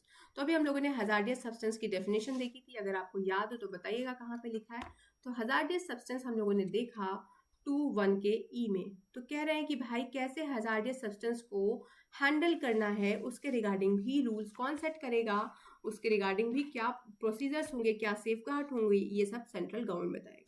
8th में बात करते हैं एग्जामिनेशन ऑफ मैन्युफैक्चरिंग प्रोसेस। तो जो भी मैन्युफैक्चरिंग प्रोसेस है उनको एग्जामिन करना है, क्या मटेरियल आप यूज कर रहे हो, कैसे सब्सटेंस बना रहे हैं, क्या इसकी वजह से इन्वायरमेंट पॉल्यूट हो सकता है या नहीं हो सकता है, इन सब के रिगार्डिंग एग्जामिनेशन का पावर भी किसके पास है, मतलब एग्जामिनेशन लेने के लिए जो मेजर्स हैं, वो स्टेप्स हैं, वो कौन उठा सकता है, सेंट्रल गवर्नमेंट। नेक्स्ट आता है carrying out and sponsoring investigations. आप इन्वेस्टिगेशंस भी कैरी आउट कर सकते हो, ताकि आप देख सकें कि कौन कौन से प्रॉब्लम्स की वजह से इन्वायरमेंट हमारा पॉल्यूट हो रहा है। 10th आता है इंस्पेक्शंस ऑफ एनी प्रीमाइसेस। आपके पास पावर है कि आप किसी भी प्रीमाइस, किसी भी प्लांट, किसी भी equipment, machinery, manufacturing and other processes के रिगार्डिंग इंस्पेक्शन कर सकते हैं, ताकि आप कुछ नेसेसरी स्टेप्स ले सकें इन्वायरमेंट पॉल्यूशन को कंट्रोल करने के लिए। फिर 11th आता है हमारे पास कि आप क्या कर सकते हैं, इन्वायरमेंट लेबोरेटरीज को इस्टेब्लिश कर सकते हैं, उसको रिकॉग्नाइज करा सकते हैं, और इंस्टीट्यूट्स दे सकते हैं, आप इंस्टीट्यूट्स को रिकॉग्नाइज कर सकते हो कि आप ये फंक्शंस करोगे जो इन्वायरमेंट लेबोरेटरीज के रिगार्डिंग होगा। इसके बाद हमारे पास 12th प्रोविजन आता है collection and dissemination of information in respect to the matters relating to environment pollution. तो जो भी चीजें इन्वायरमेंट पोल्यूशन से रिगार्डिंग है, मतलब जिसकी वजह से इन्वायरमेंट पोल्यूशन हो रहा है, उसके रिगार्डिंग आप क्या कर सकते हो, आप इंफॉर्मेशन को कलेक्ट कर सकते हैं। Preparation of manuals, codes and guides relating to the environment prevention, control and abatement of environment pollution. तो कहते हैं आप मैनुअल्स बना सकते हो, आप कोड्स बना सकते हो, आप गाइड्स बना सकते हो कि भैया ये सारी गाइड बुक है, आप देख लो, आपको क्या करना है, बस इन्वायरमेंट पोल्यूशन को प्रिवेंट करना है। तो इसके रिगार्डिंग भी सेंट्रल गवर्नमेंट एक बढ़िया मेजर उठा सकता है। 14th आता है हमारे पास कि जो सेंट्रल गवर्नमेंट है ना, जो भी इनको नेसेसरी लगता है for the purpose of effective implementation of the provisions of this act, मतलब इस एक्ट के प्रोविजंस को इफेक्टिवली इंप्लीमेंट कराने के लिए जो भी स्टेप्स सेंट्रल गवर्नमेंट को नेसेसरी लगते हैं, वो सारे स्टेप्स हमारे सेंट्रल गवर्नमेंट उठा सकती है। तो ये तो हमारे थे सेक्शन नंबर 3 के बारे में। अभी सब सेक्शन 3 क्या बोलता है? तो सबसेक्शन 3 बोलता है कि देखो, सेंट्रल गवर्नमेंट को अगर ज़रूरी लगता है for the purpose of this act, इस एक्ट के जो पर्पस है उनके रिगार्डिंग, वो क्या कर सकते हैं? ऑर्डर कर सकते हैं, पब्लिश कर सकते हैं इन द ऑफिशियल गैजेट। क्या करेंगे ये? कह रहे हैं कि भैया हम ना अथॉरिटी को कंस्टिट्यूट कर सकते हैं, या हम अथॉरिटीज को कंस्टिट्यूट कर सकते हैं, और उनका क्या नाम रखना है वो भी सेंट्रल गवर्नमेंट खुद ही डिसाइड करेगी। और उसके बाद बता रहे हैं कि उनको क्या करना होगा, क्यों अथॉरिटीज बना रहे हैं हम? For the purpose of exercising and performing such of the powers and functions, जो भी सेंट्रल गवर्नमेंट को लगता है कि हमें परफॉर्म कराना है फंक्शंस या पावर्स, उनके रिगार्डिंग आप क्या करोगे? अथॉरिटी या अथॉरिटीज बना सकते हैं, और वो लोग इस एक्ट के तहत दिए गए पावर्स या फंक्शंस को एक्सरसाइज करेंगे, इंप्लीमेंट कराने में हेल्प करेंगे। इसमें लिखा है including to the power to issue directions, जो सेक्शन नंबर 5 अभी हम पढ़ने वाले हैं उसमें डायरेक्शंस देने की जो पावर्स है वो भी इसके अंदर इंक्लूडेड है। मतलब वो अथॉरिटीज इन पावर्स को भी यूज कर सकती हैं, इन पावर्स को भी एक्सरसाइज कर सकती हैं। इसके बाद कह रहे हैं कि as may be mention in the order, जो भी चीजें ऑर्डर में मेंशन की गई है उनके रिगार्डिंग ये लोग काम करेंगे। And the provision of such order, और जो भी ऑर्डर्स के प्रोविजंस हैं, अथॉरिटी एंड अथॉरिटीज में exercise the power and perform the functions और टेक द मेजर्स, जो अथॉरिटीज को अपॉइंट किया जाएगा वो सारे पावर्स एंड फंक्शंस को परफॉर्म करेंगे, एक्सरसाइज करेंगे, और साथ ही साथ जो भी मेजर्स नेसेसरी होंगे उन सब चीज़ों को परफॉर्म कराने के लिए वो भी अथॉरिटीज ले सकती है। तो सेंट्रल गवर्नमेंट के पास वाइड पावर है। पहली बात तो ये कोई भी स्टेप्स ले सकते हैं इन्वायरमेंट पॉल्यूशन को कंट्रोल करने के लिए। इसके बाद 14 अलग बातें लिखी गई हैं सबसेक्शन 2 में जिसके रिगार्डिंग ये स्टेप्स ले सकते हैं। उसके बाद थर्ड ये बोलता है कि भैया आप अथॉरिटीज भी बना सकते हो, ताकि इस एक्ट के जितने भी प्रोविजंस हैं, जो पर्पस है, जो फंक्शंस हैं, जो भी एक्सरसाइज दिए गए हैं, उनको अच्छे से इंप्लीमेंट कराने के लिए। तो central government is having wide power under this act. अब आते हैं सेक्शन नंबर 4 की तरफ। क्या बोलता है? Appointment of officers and there powers and functions के बारे में। जो ऑफिसर्स हैं उनके अपॉइंटमेंट की कैसे होंगे और उनके क्या पावर्स एंड और फंक्शंस हैं। तो सेक्शन 4 क्या कहता है? Without prejudice to the subsection, मतलब सबसेक्शन 3 में जो भी तुमने पढ़ा उसको साइड में रख दो, उसको प्रेजुडाइज नहीं करेंगे हम। सेंट्रल गवर्नमेंट क्या कर सकती है? अपॉइंट कर सकती है। क्या? ऑफिसर्स को अपॉइंट कर सकता है विद सच डेजिग्नेशन, जो भी उनको डेजिग्नेशन आप देना चाहते हो उस डेजिग्नेशन से अपॉइंट करो, और क्या करेंगे? And may interest them to them such powers and functions under this act, जो उन्हें फिट लगता है। तो सेंट्रल गवर्नमेंट अभी तो अथॉरिटीज को कंस्टिट्यूट कर ही रही है उसके रिगार्डिंग। उसके अलावा वो क्या कर सकती है? किसी भी ऑफिसर को अपॉइंट कर सकती है, और जो ऑफिसर होंगे उनका क्या डेजिग्नेशन होगा, किस पोस्ट पे होंगे, कौन सी हायरार्की में होंगे, ये सब कुछ डिसाइड सेंट्रल गवर्नमेंट खुद करेगी। और साथ ही कह रहे हैं कि जो भी इस एक्ट के तहत पावर्स और फंक्शंस है, उन पावर्स एंड फंक्शन से वो उनको इंटरेस्ट कर देगी कि भैया तुम्हें ये चीजें परफॉर्म करनी है। फिर सबसेक्शन 2 क्या कहता है 4 का? कि अपॉइंटमेंट जो भी होगा सबसेक्शन 1 के तहत, जो भी ऑफिसर अपॉइंट हो रहा है ना, उसके ऊपर डायरेक्ट और जनरल कंट्रोल किसका होगा? सेंट्रल गवर्नमेंट का होगा। तो वो ऑफिसर सेंट्रल गवर्नमेंट के डायरेक्ट सबऑर्डिनेशन में होंगे। And also of the authorities, और जो भी अथॉरिटीज बन रही हैं उनके सबऑर्डिनेशन में भी वो ऑफिसर्स काम करेंगे। समझ में आई बात? तो 3 में अथॉरिटी बना रहे हैं। इसके बाद 4 में आके क्या कर रहे हैं? ऑफिसर्स को अपॉइंट कर रहे हैं। अब वो ऑफिसर्स किसके सुपरविजन में काम करेंगी? तो कह रहे हैं कि सेंट्रल गवर्नमेंट के भी सुपरविजन में काम करेंगी, और अगर अथॉरिटीज बनती हैं तो उनके सुपरविजन में भी ये लोग काम करेंगे। तो सेक्शन नंबर 4 के तहत भी हमें पता चल रहा है कि सेंट्रल गवर्नमेंट के पास पावर कितना ज्यादा है। अभी आगे भी पता चलेगा। अब आते हैं पावर टू गिव डायरेक्शंस के बारे में। तो central government may in the exercise of its power and performance of the functions under this act issue directions in writing to any person, officer और authority, such person officer shall be bound to comply with such directions. तो कह रहे हैं कि जो भी चीजें हमने पढ़ा उसको साइड में रख दीजिए, लेकिन सेंट्रल गवर्नमेंट के पास क्या पावर है? मे लिखा है, तो मतलब ये उसके डिस्क्रिप्शन पे है। शैल और मे का अंतर आपको पता होगा, मैं प्रिज्यूम करके चल रही हूँ। सेंट्रल गवर्नमेंट क्या कर रहा है कि कह रहे हैं कि भैया मे मतलब वो चाहे तो उनके डिस्क्रिप्शन में है, in the exercise of its power, अपनी पावर्स को एक्सरसाइज करते हुए, अपने फंक्शंस को परफॉर्म करते हुए कोई भी डायरेक्शन इशू कर सकता है। किसको? किसी भी अथॉरिटी को, किसी भी अथॉरिटीज को, किसी भी ऑफिसर को, और किसी भी पर्सन को। And that person has to follow that, वो बाउंड है, shall be bound to follow that. यहाँ पे मतलब देखो डायरेक्शन देना उनका डिस्क्रिप्शन है, पर डायरेक्शन को फॉलो करने के लिए आप बाउंड हो, बिकॉज इट इज मैंडेटरी, क्योंकि यहाँ वर्ड क्या यूज हुआ, यहाँ वर्ड शैल यूज हुआ है। मतलब जो भी डायरेक्शन आपका सेंट्रल गवर्नमेंट देता है उसको आप क्या करेंगे, उसको आप कंप्लाई करेंगे और ये आपको करना पड़ेगा। आगे बढ़ते हैं, एक्सप्लेनेशन दे रहे हैं फॉर अवॉइडेंस ऑफ डाउट ना हो आपको कोई, इसके रिगार्डिंग कह रहे हैं the power to issue direction under this section include the power to direct. क्या क्या डायरेक्शन दे सकते हैं, तो कह रहे हैं कि कोई भी इंडस्ट्री है, कोई ऑपरेशन है, कोई प्रोसेस है, कोई प्लांट है, तो उसके क्लोजर प्रोहिबिशन और रेगुलेशन के रिगार्डिंग भी डायरेक्शन दे सकते हैं। मतलब कोई इंडस्ट्री का मालिक है तो वो पर्सन के अंदर आएगा ना, जो हमने वर्ड पर्सन यूज किया, राइटिंग टू एनी पर्सन, तो उनको बोल सकते हैं कि भाई अपनी इंडस्ट्री बंद करो, या ये काम या यहाँ पे हो रहा है इसको प्रोहिबिट कर सकते हैं, उसके रेगुलेशन के रिगार्डिंग भी डायरेक्शंस दे सकते हैं सेंट्रल गवर्नमेंट।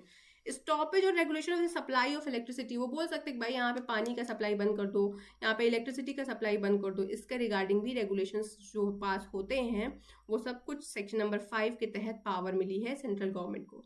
तो सेंट्रल गवर्नमेंट के पास क्या क्या पावर है, पहली बात तो 3 में हमने पढ़ लिया कि वो कोई भी मेजर ले सकते हैं इन्वायरमेंट की प्रोटेक्शन को, इन्वायरमेंट को प्रोटेक्ट करने के लिए, इंप्रूव करने के लिए, और इन्वायरमेंट पोल्यूशन को प्रिवेंट, कंट्रोल और अबेट करने के लिए।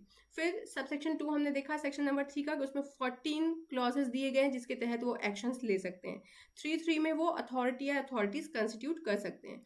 4 में वो किसी ऑफिसर को अपॉइंट कर सकते हैं, उसका डेजिग्नेशन क्या होगा ये वो खुद डिसाइड करेंगे। उसके बाद 4.2 हमने पढ़ा, तो वहाँ हमने देखा कि जो भी अथॉरिटीज हैं जिनको कंस्टिट्यूट किया जा रहा है वो किसके सुपरविजन में काम करेंगी। 5 में हमने पढ़ा कि हमारे पास पावर है डायरेक्शंस देने का, किसके पास पावर है, सेंट्रल गवर्नमेंट के पास पावर है, और वो जो भी पावर डायरेक्शन देंगे वो राइटिंग में होगा, और उस डायरेक्शन को फॉलो करने के लिए वो पर्सन, वो ऑफिसर, वो अथॉरिटीज बाउंड होंगी। और उसमें ये भी बता दिया गया कि क्लोजर के लिए, प्रोहिबिशन के लिए या रेगुलेशन के लिए भी वो ऑर्डर दे सकते हैं किसी इंडस्ट्री, ऑपरेशन या प्रोसेस के। और साथ ही कह रहे हैं कि regulation of electricity supply and water supply के रिगार्डिंग भी वो क्या कर सकते हैं, वो कोई भी ऑर्डर दे सकते हैं। अब बढ़ते हैं सेक्शन नंबर 6 की तरफ। 6 क्या बोलता है, rules to regulate the environment pollution के बारे में। तो क्या क्या रूल्स हैं जिनके माध्यम से आप इन्वायरमेंट पोल्यूशन को रेगुलेट कर सकते हैं, तो सेंट्रल गवर्नमेंट नोटिफिकेशन डालेगा ऑफिशियल गैजेट में और उसके रिगार्डिंग रूल्स बना सकता है। तो यहाँ पे रूल्स बनाने की भी पावर किसके पास है, हमारे सेंट्रल गवर्नमेंट के पास है। In particular without to the prejudice of the foregoing powers, जो भी पावर अभी हमने पढ़ा उसको प्रोजेटाइज नहीं करते हुए रूल्स में क्या क्या चीजें आ सकती हैं। तो वही बात है कि हमें एयर क्वालिटी इंडेक्स, जिसके बारे में बड़ी चर्चा चल रही है दिल्ली में, तो उसके स्टैंडर्ड्स को सेट कर सकते हैं, वाटर के स्टैंडर्ड क्वालिटी को सेट कर सकते हैं, सॉइल के स्टैंडर्ड क्वालिटी को सेट कर सकते हैं for various areas and various purposes. इसके बाद बोलते हैं मैक्सिमम अलाउबल लिमिट्स क्या होंगे, कि आप कितना कितना मतलब नॉइज यूज कर सकते हो, जो डेसिबल वाली बात चलती है, तो आप कितने डेसिबल तक नॉइज यूज कर सकते हैं, इसके रिगार्डिंग भी स्टैंडर्ड सेट कर सकते हैं और उसके रिगार्डिंग रूल्स बना सकते हैं सेंट्रल गवर्नमेंट। प्रोसीजर्स कैसे आपको हैजार्डियस सब्सटेंसेस हैंडल करने, वही चीजें जो हमने 2.2 में पढ़ी थी, 3.2 में पढ़ी थी, वही चीजें यहाँ पे दी जा रही हैं। फिर प्रोहिबिशन एंड रेस्ट्रिक्शंस, कैसे हैजार्डियस सब्सटेंसेस डिफरेंट एरियाज में हैंडल होंगे। प्रोहिबिशन और रेस्ट्रिक्शंस के रिगार्डिंग की जो भी लोकेशन है इंडस्ट्रीज का, वहाँ पे जो भी प्रोसेस या ऑपरेशंस कैरी ऑन होंगे उनके रिगार्डिंग बोला जा रहा है कि उसके रिगार्डिंग भी रूल्स बना सकते हैं।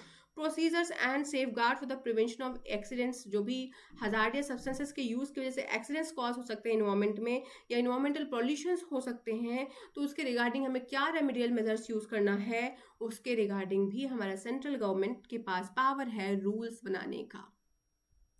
आई होप यहाँ तक आपको सब कुछ क्लियर है। चैप्टर नंबर 3 बात करते हैं prevention, control, abatement of environmental pollution के बारे में।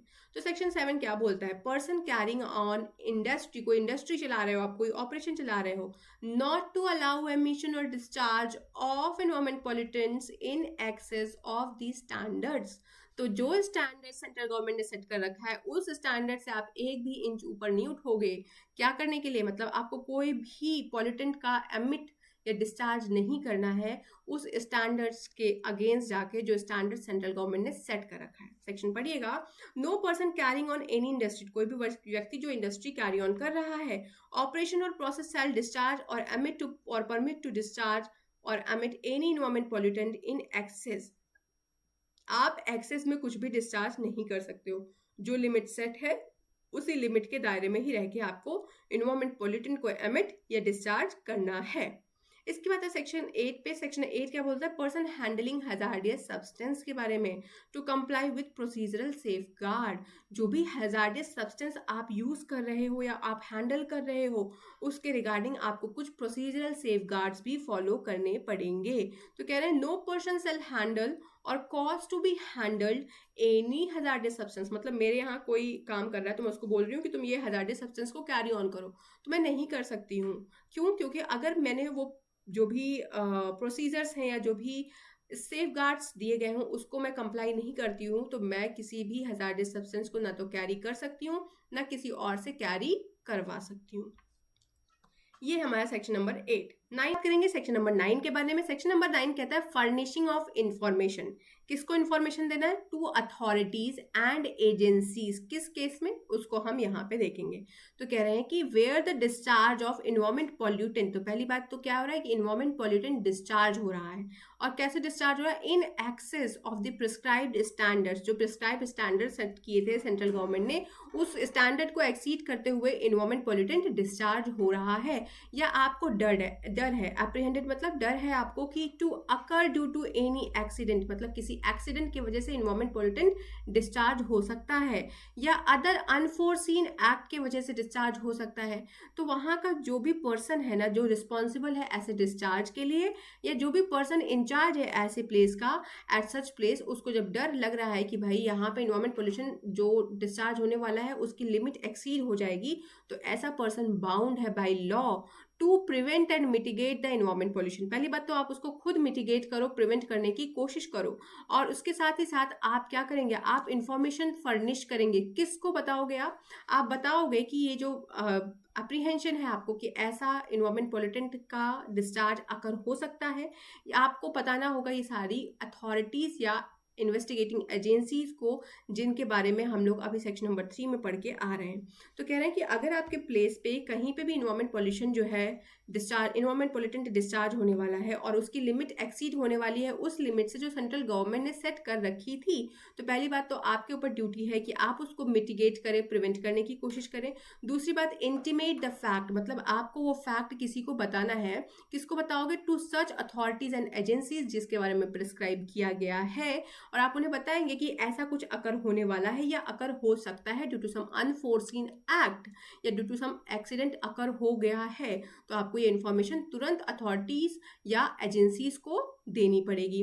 Be bound if call upon two render और असिस्टेंस। अगर वो अथॉरिटीज या एजेंसीज आपसे कोई असिस्टेंस मांगती हैं, आपसे कोई हेल्प मांगती हैं, then you are bound to assist them. कौन बाउंड होगा? वो पर्सन जो उस डिस्चार्ज के लिए रिस्पॉन्सिबल है, या वो पर्सन जिसके पास उस पूरे प्लेस का इंचार्ज है, वो उसके ऊपर ये बाउंडेशंस लगाई गई हैं। फिर इसके बाद बोलते हैं कि देखो भैया, जैसे ही आपको, मतलब मैं अथॉरिटी हूँ या मैं एजेंसी हूँ, तो कह रहे हैं जैसे ही आपको इन्फॉर्मेशन मिलती है, on receipt of the information with respect to the fact, आपको बताया जा रहा है कि यहाँ पे अकर हो चुका है या अकर होने वाला है, तो ऐसे केस में वेदर थ्रू इंटीमेटेशन, मतलब चाहे वो आपको इंटीमेट करके बता रहे हैं या किसी भी XYZ तरीके से आप तक वो बात पहुंचा रहे हैं, तो जो अथॉरिटीज है, जो इन्वेस्टिगेटिंग एजेंसीज होंगी, वो लोग क्या करेंगी? रेमेडियल मेजर्स लेंगी ताकि उस इन्वायरमेंट पॉल्यूशन को हम मिटिगेट या प्रिवेंट कर सकें।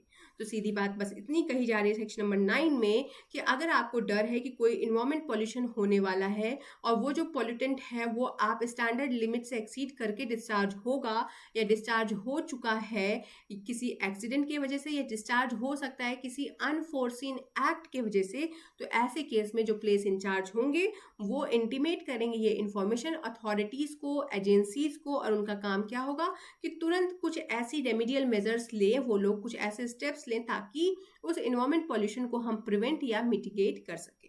आई होप क्लियर होगा। फिर सबसेक्शन 3 क्या बोलता है? सबसेक्शन 3 बोलता है द एक्सपेंस, मतलब वो रेमेडियल मेजर्स उठाने में जो भी खर्चा पानी आएगा, if any occurred by authority और एजेंसी, मतलब एजेंसी अगर मेजर्स लेकर आ रही है और उसकी वजह से कुछ खर्चा पानी लग रहा है, उनका कुछ पैसे खर्च हो रहे हैं, तो उसके रिगार्डिंग बोलते हैं कि आपको क्या करना पड़ेगा? वो सारे एक्सपेंसेस आप डिमांड करेंगे। किससे डिमांड करने वाले हो? उसी व्यक्ति से डिमांड करोगे जिसके यहाँ वो डिस्चार्ज, इन्वायरमेंट पोल्यूशन डिस्चार्ज हुआ है।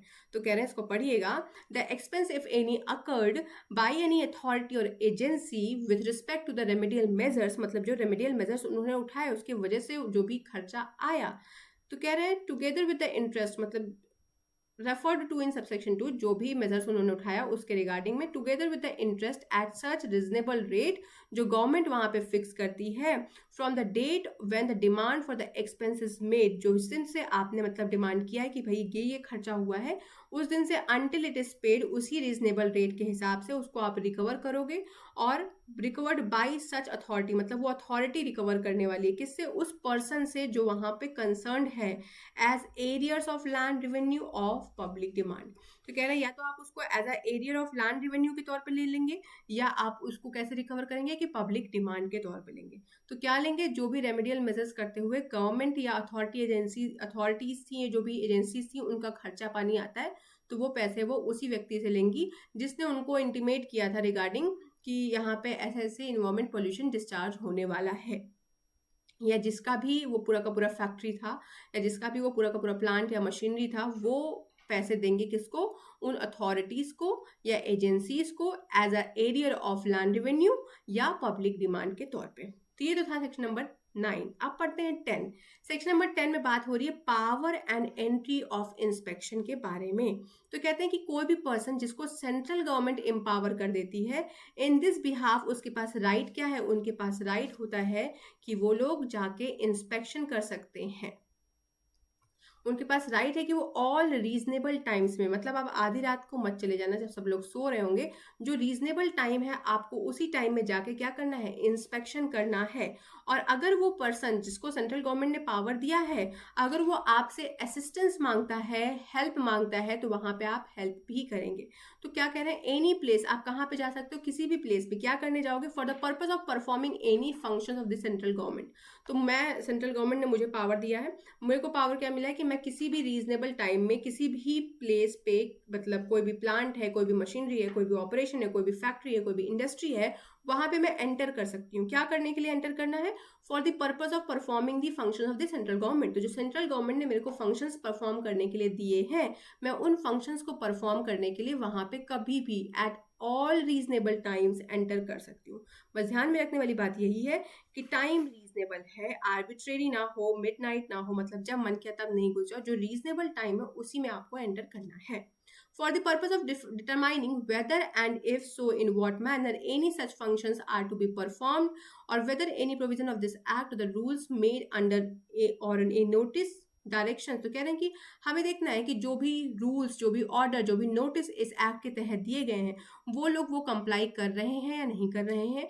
हमें देखना है कि जो भी फंक्शंस या जो भी पावर्स बताए गए हैं इस एक्ट के तहत वो परफॉर्म कर रहे हैं या नहीं कर रहे हैं, वो सब कुछ चेक करने के लिए भी वो जा सकते हैं। For the purpose of determining whether and if so in what manner any such functions are to be performed, whether any provision of this act or rules are complied with, जो भी रूल्स या provisions दिए गए हैं वो comply हो रहे हैं या नहीं हो रहे हैं, इन सबको चेक करने के लिए मैं उस इंडस्ट्री में या ऑपरेशन में या प्लांट में या मशीनरी में एंटर कर सकती हूँ।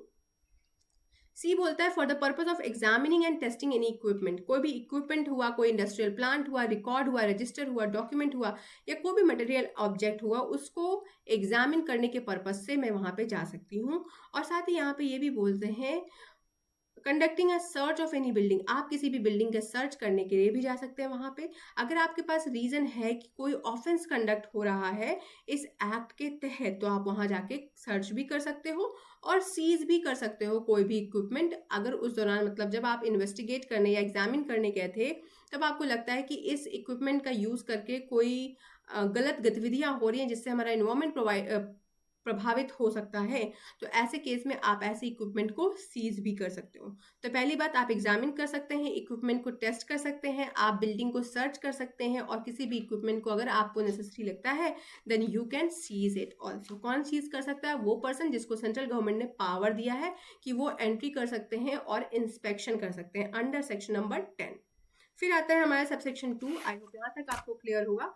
सबसेक्शन 2 क्या बोलता है, every person carrying on in industry, मतलब मैं इंडस्ट्री चला रही हूँ या मैं कोई भी ऑपरेशन या प्रोसेस कर रही हूँ और या कोई भी हार्जार्डियस सब्सटेंस को हैंडल कर रहे हैं, तो shall be bound to render all assistance. तो I am bound to render all the assistance. किसको हम असिस्टेंस देंगे, उस पर्सन को जिसको सेंट्रल गवर्नमेंट ने एम्पावर किया है कि तुम जाके भैया वहाँ एंट्री कर लो या इंस्पेक्शन कर लो। तो अगर कोई एंट्री या इंस्पेक्शन करने आता है मेरे प्लांट में, तो मैं उसको सारे असिस्टेंस प्रोवाइड करूंगी जो नेसेसरी होंगे। अगर कोई भी डिले या ऑब्स्ट्रक्शंस कॉज कर देता है वो पर्सन जो उस फैक्ट्री या इंडस्ट्री का मालिक है, तो ऐसे केस में that person shall be guilty of N offence under this act. तो हम उसको गिल्टी मानेंगे। 4 क्या बोलते हैं कि the provisions of the CrPC. तो कह रहे हैं जब सर्च एंड सीजर की बात आती है तो सीआरपीसी के प्रोविजंस आपके यहाँ पे फॉलो किए जाएंगे। जैसे भारतीय नागरिक सुरक्षा संहिता के प्रोविजंस अब यहाँ पे फॉलो किए जाएंगे जब भी आप सर्च या सीजर करते हैं। 11 बोलता है पावर टू टेक सैंपल और procedures to be followed in concern therewith. तो कहते हैं सेंट्रल गवर्नमेंट या कोई भी ऑफिसर जो एम्पावर्ड है इस बिहाफ में, सेंट्रल गवर्नमेंट के बिहाफ में, शेल हैव पावर, उसके पास पावर क्या है कि वो एनालिसिस करने के लिए एयर का सैंपल, वाटर का सैंपल, सॉइल का सैंपल ले सकता है किसी भी प्रीमाइस, फैक्ट्री या कोई भी प्लेस पे जहां पे भी वो एंट्री या इंस्पेक्शन के लिए सेंट्रल गवर्नमेंट के माध्यम से भेजा गया है। तो 10 में तो वो भेजते हैं। 11 में कहते हैं कि आप जो है एनालिसिस करने के लिए क्या कर सकते हो, सैंपल ले सकते हो वहां के एयर, वाटर या सॉइल का। 11 में सबसेक्शन 2 क्या बोलता है, the result of any analysis. जो भी एनालिसिस करोगे आप, मतलब जो सैंपल आप लेकर आएंगे उसके बाद जो भी आप एनालिसिस करने वाले हैं, शैल नॉट बी एडमिसिबल। वो तब तक एडमिसिबल नहीं होगा जब तक आप सेक्शन नंबर 3 और 4, सबसेक्शन 3 और 4 ऑफ सेक्शन 11 के प्रोविजंस को कंप्लाई नहीं करते हैं। तो कहते हैं कि 11 में आपके पास पावर है कि आप जाके क्या कर सकते हो, सैंपल लेकर आ सकते हो, लेकिन वो सैंपल एविडेंस के तौर पे कब यूज होगा, जब आपने कंप्लाई किए होंगे वो सारे प्रोविजंस जो आपके subsection 3 and subsection 4 of section 11 दिया गया है। तो 11 का 3 क्या बोलता है कि subject to the provision of the subsection 4, person taking the sample, मतलब मुझे पावर मिली थी कि मैं सैंपल लेकर आ सकती हूँ, तो मैं क्या क्या करूंगी, सर्व ऑन दी ऑक्युपायर। जो भी ऑक्युपायर होंगे, कहाँ पे हमने ऑक्युपायर की डेफिनेशन पढ़ी थी, तो हमने पढ़ा था 2F में। तो कह रहे हैं ऑक्युपायर या एजेंट या जो भी पर्सन इंचार्ज होगा उस प्लेस को, आपने क्या करना है, उसको नोटिस देना है। मतलब आपको गवर्नमेंट भेज रही है क्या करने के लिए, कि जाके सैंपल कलेक्ट करके ले आओ। तो जब सैंपल कलेक्ट करने जाएंगे आप, तो वहां के ऑक्युपायर, एजेंट या पर्सन इंचार्ज को आप नोटिस देंगे, then and there in any such form जो भी प्रिस्क्राइब किया गया है। और आप इंटेंशन भी बताओगे आपको कि आप सैंपल लेने क्यों आ रहे हैं, because you have to analyse it. ठीक है।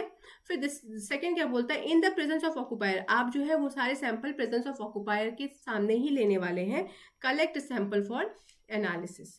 थर्ड में बोलते हैं cause the sample to be place. जो भी सैंपल आप ले रहे हैं वो उनके सामने ही आप किसी कंटेनर या कंटेनर्स में डालेंगे और वहां पे आप उस पर मार्क भी लगाएंगे, सील भी लगाएंगे। And that shall be signed, यहाँ पे मैंडेटरी है कि वो साइंड होगा by the person taking the sample and by occupier या एजेंट। तो वहां का जो ऑक्युपायर या एजेंट है वो भी सिग्नेचर करेगा, और आप वहां सैंपल लेने गए थे तो आपका भी सिग्नेचर होगा। उसके बाद साइन करने के बाद आप उसे किसी कंटेनर में प्लेस कर देंगे। फिर बोलते हैं सेंड विदाउट डिले, बिना डिले किए आप उस कंटेनर को लेबोरेटरी के पास भेजोगे, वो लेबोरेटरी जिसके बारे में हम सेक्शन नंबर 12 में पढ़ेंगे। तो ये वाला अगर आपने कंडीशन फॉलो कर लिया तो 11(2) के तहत जो भी सैंपल आप लिए हो उसकी जो भी एनालिसिस रिपोर्ट है वो एविडेंस के तौर पे यूज हो जाएगी। सबसेक्शन 4 क्या कहता है, व्हेन सैंपल इज टेकन, जब सैंपल लिया गया है for analysis under subsection 1 and the person taking the samples, वो सारे प्रोविजंस को फॉलो करना है जो सेक्शन नंबर 3 में दिए गए हैं। तो इन केस में द ऑक्युपायर, जो भी ऑक्युपायर है उसको जब नोटिस मिली थी कि हम आएंगे आपके यहाँ, उसने क्या किया, उसने विलफुली वहां से भाग लिया, एब्सेंट हो गया कि मैं आऊंगा ही नहीं। तो ऐसे केस में क्या होगा, जो पर्सन सैंपल लेने गया है वो सैंपल तो लेगा, कंटेनर में डालेगा और वहां पे मार्क भी करेगा, साइन भी करेगा और उस पर अपनी सिग्नेचर भी डाल देगा। इन केस वेयर द ऑक्युपायर और is agent present at the time, जब वो सैंपल ले रहा है वहां पे वो ऑक्यूपायर पहली बात तो एब्सेंट का कंडीशन बता दिए, दूसरी बात बता रहे हैं कि वो प्रेजेंट भी होगा जब वो सैंपल आप ले रहे हो, और वहां पे वो साइन करने से रिफ्यूज कर देता है कि मैं साइन करूंगा ही नहीं ऐसे किसी भी कंटेनर पे। तो आप क्या करोगे, आप उसको सील करोगे, सैंपल को कंटेनर में डालोगे, जो भी रिक्वायर्ड प्रोविजंस दिए गए हैं, जो भी आपको क्लॉज में बताया जा रहा है 3C के कि आप साइन वाइन करके भेज देंगे, वो सब कुछ आप काम वहां पे करेंगे और लेबोरेटरी को भेज देंगे बिना किसी डिले के। अब जब लेबोरेटरी में जाएगा तो उसको सेक्शन नंबर 12 के तहत रिकॉग्नाइज किया जाएगा, और इसके बाद सेक्शन नंबर 13 के तहत गवर्नमेंट का जो एनालिस्ट है वो जिसको अपॉइंट किया जाएगा सेक्शन नंबर 13 में, वो अपना जो भी उनको एनालिसिस किया है वो बताएगा। तो सेक्शन नंबर 12 लेबोरेटरी की बात करता है, सेक्शन नंबर 3 गवर्नमेंट एनालिस्ट के बारे में बात करता है, और आपका सेक्शन नंबर 11 बताता है कि आप कैसे जाके सैंपल या प्रोसीजर्स लेंगे। सेक्शन नंबर 10 बताता है कि कैसे एंट्री या इंस्पेक्शन का पावर है सेंट्रल गवर्नमेंट के पास कि वो कैसे किसी को भेज सकते हैं। 10 में बताते हैं कि अगर कोई भी ऐसी दुर्घटना घटने वाली है जहां पे इन्वायरमेंट पॉल्यूटेंट एक प्रिस्क्राइब लिमिट से भी ज़्यादा डिस्चार्ज होने वाला है, तो आपके पास जिम्मेदारी बनती है कि आप अथॉरिटीज़ या एजेंसीज को इन्फॉर्म करें। 8 बताता है कि कैसे आपको हैजार्डियस सब्सटेंसेस को हैंडल करना है। 9 बताता है कि आप तब तक अलाउ नहीं है कुछ भी एमिट करने के लिए अगर आपने जो भी सेफगार्ड्स या प्रोसीजर है उसे फॉलो नहीं किया। तो ये चैप्टर नंबर 3 था हमारा।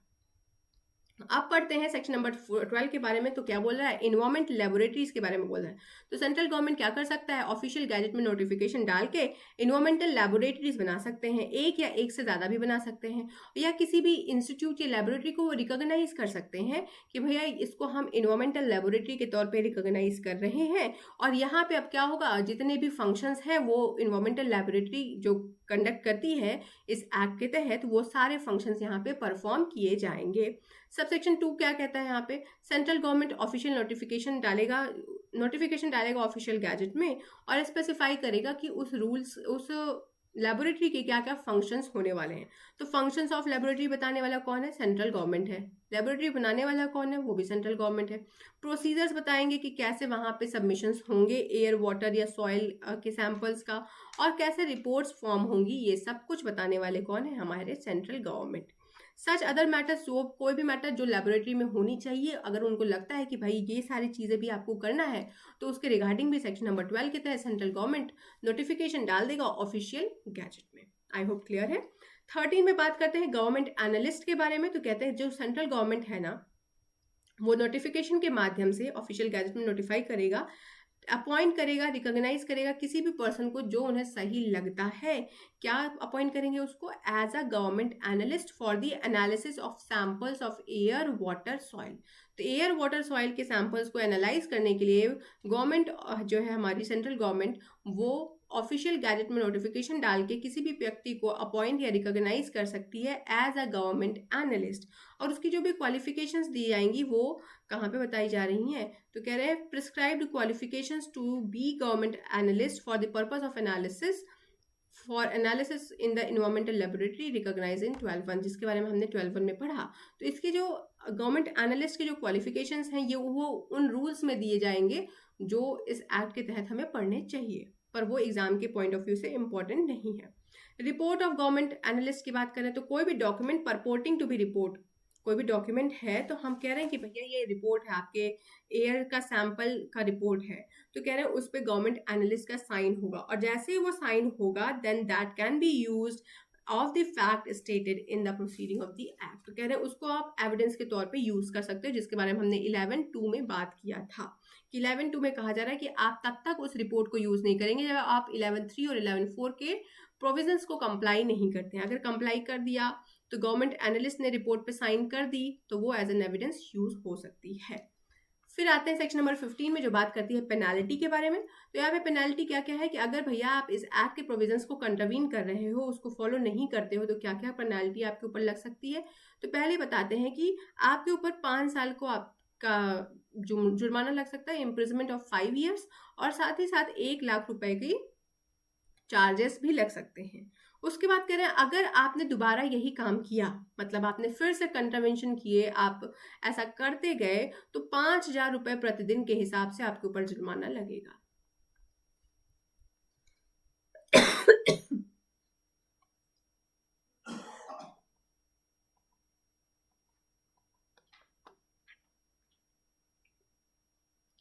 अब बात करते हैं सेक्शन नंबर 15 के बारे में, जो बात करता है पेनाल्टी के बारे में।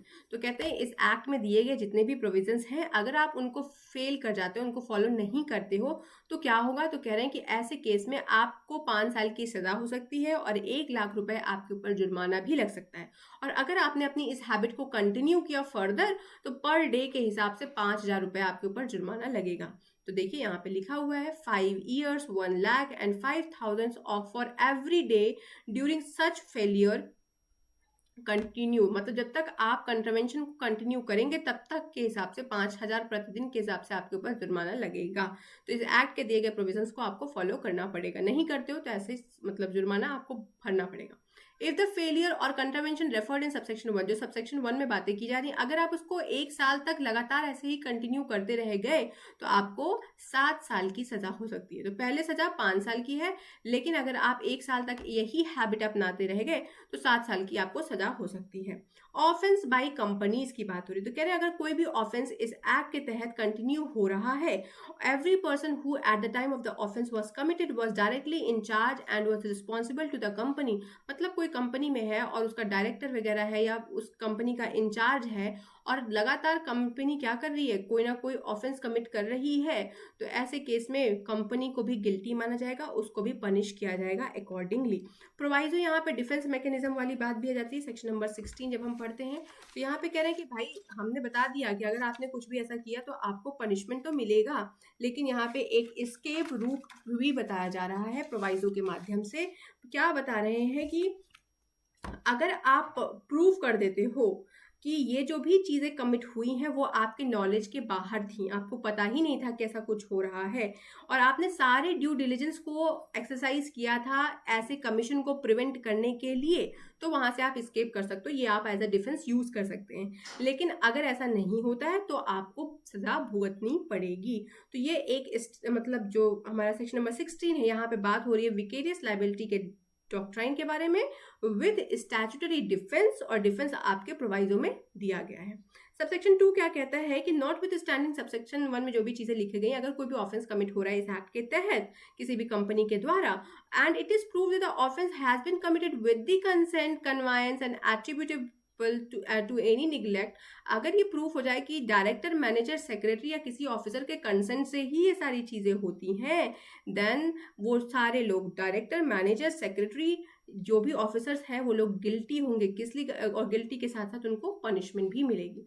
तो कंपनी को भी यहाँ पे एक्सप्लेन करते हुए कहा है कि कोई भी बॉडी ऑफ कॉर्पोरेट फर्म या कोई भी अदर एसोसिएशन, और डायरेक्टर में भी कहा गया है कोई भी पार्टनर। तो सेक्शन नंबर 16 को याद रखिएगा, डॉक्ट्रिन ऑफ विकेरियस लायबिलिटी है, मतलब कंपनीज ने के माध्यम से कुछ हुआ तो गिल्टी कौन होगा? कंपनी खुद भी गिल्टी हो सकती है, वो पर्सन जो इंचार्ज है या जो रिस्पॉन्सिबल था कंपनी की गतिविधियों को ध्यान में रखने के लिए, वो भी गिल्टी हो सकता है, और अगर डायरेक्टर, मैनेजर, सेक्रेटरी या किसी ऑफिसर ने कंसेंट दिया है तो वो लोग भी गिल्टी होंगे और उसके अकॉर्डिंग इनको पनिश किया जाएगा। 17 बोलता है कि देखो भैया, ऑफेंसेस बाय गवर्नमेंट डिपार्टमेंट्स की बात हो रही है, तो कह रहे हैं अगर गवर्नमेंट डिपार्टमेंट भी ऐसे कोई ऑफेंसेस कमिट करते हैं तो जो भी पर्सन होगा उसे हम गिल्टी मानेंगे। Where an offence under this act, इस एक्ट के तहत कोई ऑफेंस हुआ है और वो ऑफेंस डिपार्टमेंट ऑफ गवर्नमेंट के तहत हो रहा है, तो जो हेड ऑफ डिपार्टमेंट है उसे आप गिल्टी मानोगे। तो कोई भी गवर्नमेंट डिपार्टमेंट है तो उसका एचओडी पकड़ा जाएगा, ठीक है। इसके बाद सबसे प्रोवाइजो में भी वही बात हो रही है कि अगर आप डिफेंस मैकेनिज्म ले सकते हो, स्केप रूट के लिए आपको दिया गया है। यहाँ पे भी डिफॉल्ट रूल है, इसको हम सेक्शन नंबर 17 को डिफॉल्ट रूल के तौर पे जानते हैं। तो क्या कह रहे हैं 17 में कि भैया अगर वो चीज़ें जो वहाँ पे हुई थी, एचओडी कह दे कि मेरे नॉलेज में नहीं था, मुझे पता ही नहीं कि ऐसा कुछ हो रहा है, और मैंने इसको प्रिवेंट करने के लिए बहुत सारे फंक्शंस को परफॉर्म किया, एक्सरसाइज किया, सारे ड्यू डिलिजेंस लगा दिए, तो वहाँ पे एचओडी बच सकता है। लेकिन अगर प्रूव हो गया कि नहीं, एचओडी साहब के ही कंसेंट से सब कुछ हुआ है, then he will also be punished accordingly. अब आते हैं चैप्टर नंबर 4 पे, जो हमारा लास्ट चैप्टर होगा, जहां पे हम मिसलेनियस की बात करते हैं। तो सेक्शन नंबर 18 क्या बोलता है कि protection of action taken in good faith. तो अगर कोई भी आपका ऑफिसर है, एम्प्लॉय है, अथॉरिटी एजेंसी है, तो उनको लीगल इम्यूनिटी मिलती है कि अगर उन्होंने गुड फेथ में कोई भी एक्शन लिया है तो हम क्या बोलेंगे कि भैया that action is done in good faith in the pursuance of this act. तो उनके रिगार्डिंग आप कोई सूट, कोई प्रोसिक्यूशन या कोई भी लीगल प्रोसीडिंग्स आप नहीं लेकर आ सकते हैं। तो इसको ऐसे पढ़िएगा नो सूट प्रोसिक्यूशंस और अदर लीगल प्रोसीडिंग शैल लाई अगेंस्ट गवर्नमेंट और एनी ऑफिसर और अदर एम्प्लॉय। अगर हमें ये पता चल जाए कि जो भी हरकत उन्होंने किया है, जो भी एक्ट उन्होंने किया है, that was done in good faith, तो आप ऐसे लोगों को लीगल इम्यूनिटी मिलती है सेक्शन नंबर 18 के तहत। 19 बोलता है कॉग्निजेंस के रिगार्डिंग। तो देखो कह रहे हैं कि कोर्ट कॉग्निजेंस कब तक नहीं लेती है। तो कह रहे हैं कि देखो भाई, कोर्ट कॉग्निजेंस तब तक नहीं लेगी जब तक कि कंप्लेंट जो है सेंट्रल गवर्नमेंट खुद ना करे। ऐसा हम लोगों ने पीएमएलए एक्ट में भी पढ़ा, हम लोगों ने करप्शन में भी यही चीज़ पढ़ी थी, सेंट्रल विजिलेंस कमीशन में भी यही पढ़ा था, डीएसपी एक्ट में भी यही चीज़ पढ़ी थी कि कोर्ट तब तक कॉग्निजेंस नहीं लेगा जब तक कंप्लेंट सेंट्रल गवर्नमेंट खुद ना करे, या कोई अथॉरिटी या कोई भी ऑफिसर अथोराइज कंप्लेन करता है तभी लेंगे, अदरवाइज वो नहीं लेंगे। तो no court shall take cognizance of any offence, यहाँ तक पढ़ो, अंडर दिस एक्ट। लेकिन एक्सेप्शन के लिए 2 कंडीशंस दी गई हैं कि अगर कंप्लेंट सेंट्रल गवर्नमेंट कर देती है या उसके कोई अथॉरिटी या ऑफिसर अथोराइज कर देता है तब कॉग्निजेंस ले सकते हो। दूसरा, any person who has given notice of not less than 60 days, अगर कोई व्यक्ति है उसने नोटिस दिया है और 60 दिन हो गए हैं तो ऐसे में वो व्यक्ति भी कंप्लेन कर सकता है। फॉर एग्जाम्पल देखें तो मान लेते हैं कि कोई रिवर है, ठीक है, अब रिवर के अंदर किसी फैक्ट्री के माध्यम से कोई भी पॉल्यूटेंट का डिस्चार्ज लगातार किया जा रहा है, गवर्नमेंट ने कोई एक्शन नहीं लिया, तो वो पर्सन क्या करेगा, सेंट्रल गवर्नमेंट को नोटिस देगा कि देखिए यहाँ पे ये फैक्ट्री है जो इस रिवर को या इस प्लेस को पॉल्यूट कर रही है। तो 60 दिन के अंदर अगर सेंट्रल गवर्नमेंट ने कोई एक्शन नहीं लिया तो आप जाके कोर्ट में कंप्लेंट फाइल कर सकते हो, और तब वो कोर्ट जो है आपके उस कंप्लेंट का कॉग्निजेंस लेने के लिए बाउंड होगी। लेकिन अदरवाइज आप वहां पे कॉग्निजेंस आपके द्वारा किए गए किसी भी कंप्लेंट का कोर्ट नहीं ले सकती है। लेगी तब जब वो पर्सन 60 दिन का पहले से नोटिस दे देता है सेंट्रल गवर्नमेंट को कि देखिए यहाँ पे कुछ कुछ हुआ है, और सेंट्रल गवर्नमेंट उसको अगर अपने लेवल पे सेट कर देता है तो बात ही खत्म, नहीं करता है तब फर्दर आप कोर्ट में जा सकते हैं। तो ये कॉग्निजेंस के रिगार्डिंग हो गया। इन्फॉर्मेशन रिपोर्ट्स एंड रिटर्न्स की बात कर लेते हैं। तो सेंट्रल गवर्नमेंट कहता है कि in relation to its function, उसके functions under this act from time to time require any person, officer, state government या other authority to furnish it or any prescribed authority कोई भी रिपोर्ट। तो कहते हैं कि देखो भाई, इस एक्ट के तहत की बात हो रही है कि इस एक्ट के तहत अगर आपने कोई भी फंक्शन परफॉर्म किया है तो सेंट्रल गवर्नमेंट को आप क्या करोगे, समय से समय आप उनको रिपोर्ट करते रहेंगे, आप उनको बताते रहोगे, सारे स्टैटिस्टिक्स बताओगे, सारे अकाउंट्स बताओगे, सारे इन्फॉर्मेशन जो भी पर्सन या officer of the state government या कोई भी अथॉरिटी लेता है तो उसकी इन्फॉर्मेशन आपको सेंट्रल गवर्नमेंट को देनी पड़ेगी। 21 बोलता है members, officers and employees of the authority constituted under section number 3। तो कह रहे जो भी सेक्शन नंबर 3 के तहत अभी हम लोगों ने पढ़ा अथॉरिटीज कंस्टिट्यूट होंगी या जो भी मेंबर्स कंस्टिट्यूट हो रहे हैं, तो कह रहे हैं जितने भी मेंबर्स कंस्टिट्यूटेड होंगे उन लोगों का काम क्या है कि इस एक्ट के प्रोविजन के हिसाब से उनको परपोर्ट करना है, एक्ट करना है, और जो भी रूल्स हैं उन सबको आपको फॉलो करना पड़ेगा। और अगर आप ये सब कुछ फॉलो करते हैं तो हम आपको पब्लिक सर्वेंट मानते हैं अंडर आईपीसी के सेक्शन नंबर 21। अब आप बताओ कमेंट करके भारतीय न्याय संहिता के किस सेक्शन में पब्लिक सर्वेंट को डिफाइन किया गया है। तो कह रहे हैं कि जो भी members, officers, employees, authorities constitute हो रही हैं सेक्शन नंबर 3 के तहत, those will be considered as public servant. समझ में आ गई बात। बार ऑफ जुरिस्डिक्शन की बात करें तो कोई भी सिविल कोर्ट के पास जुरिस्डिक्शन नहीं है कि वो कोई भी सूट या कोई भी proceeding in respect of anything, मतलब गवर्नमेंट ने अगर कोई भी, सेंट्रल गवर्नमेंट ने कोई भी एक्शन लिया है, कोई भी डायरेक्शन दिया है, तो उसके रिगार्डिंग अगर कुछ भी हुआ है तो आपका कोई भी सूट सिविल कोर्ट जो है इंटरटेन नहीं करने वाला है। पावर टू डेलीगेट की बात करते हैं तो सेक्शन नंबर 23 क्या कहता है कि जो भी चीज़ें 3 में बताई गई हैं, 3 में हमने पढ़ा, उन सबको साइड में रख दो, उन सबसे कोई हमें दिक्कत नहीं होने वाला। तो कह रहे हैं कि पावर टू डेलीगेट है आपके पास, जो सेंट्रल गवर्नमेंट है ना वो इसके अलावा भी पावर डेलीगेट कर सकती है। और डेलीगेट करने के लिए क्या करेगी, नोटिफिकेशन डाल देगी ऑफिशियल गैजेट में, और जो भी पावर्स उनको डेलीगेट करना है, जिस भी व्यक्ति को डेलीगेट करना है वो डेलीगेट कर सकते हैं। ये तो हमारा सेक्शन नंबर 23। अब बात करते हैं सेक्शन नंबर 24 के बारे में। लास्ट सेक्शन बचे हैं हमारे पास।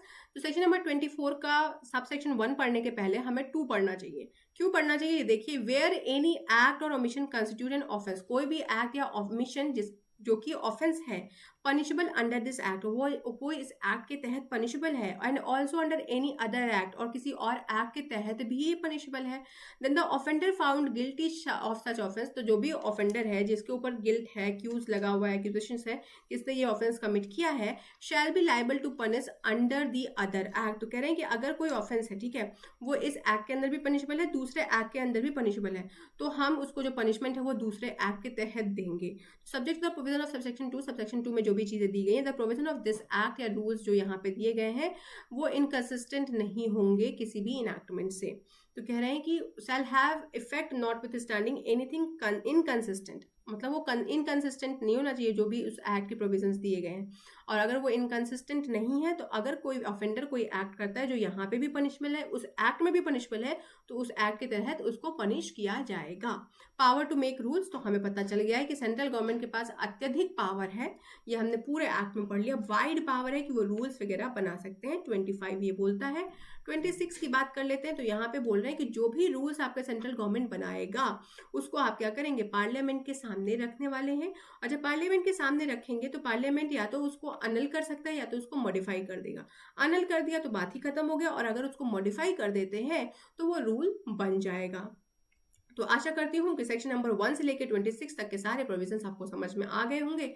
हमने हिस्ट्री देख लिया, हमने सारे चैप्टर्स को देख लिया, तो हमारे पास टोटल 4 चैप्टर्स दिए गए हैं इस एक्ट के तहत, और इसमें 26 सेक्शंस दिए गए हैं।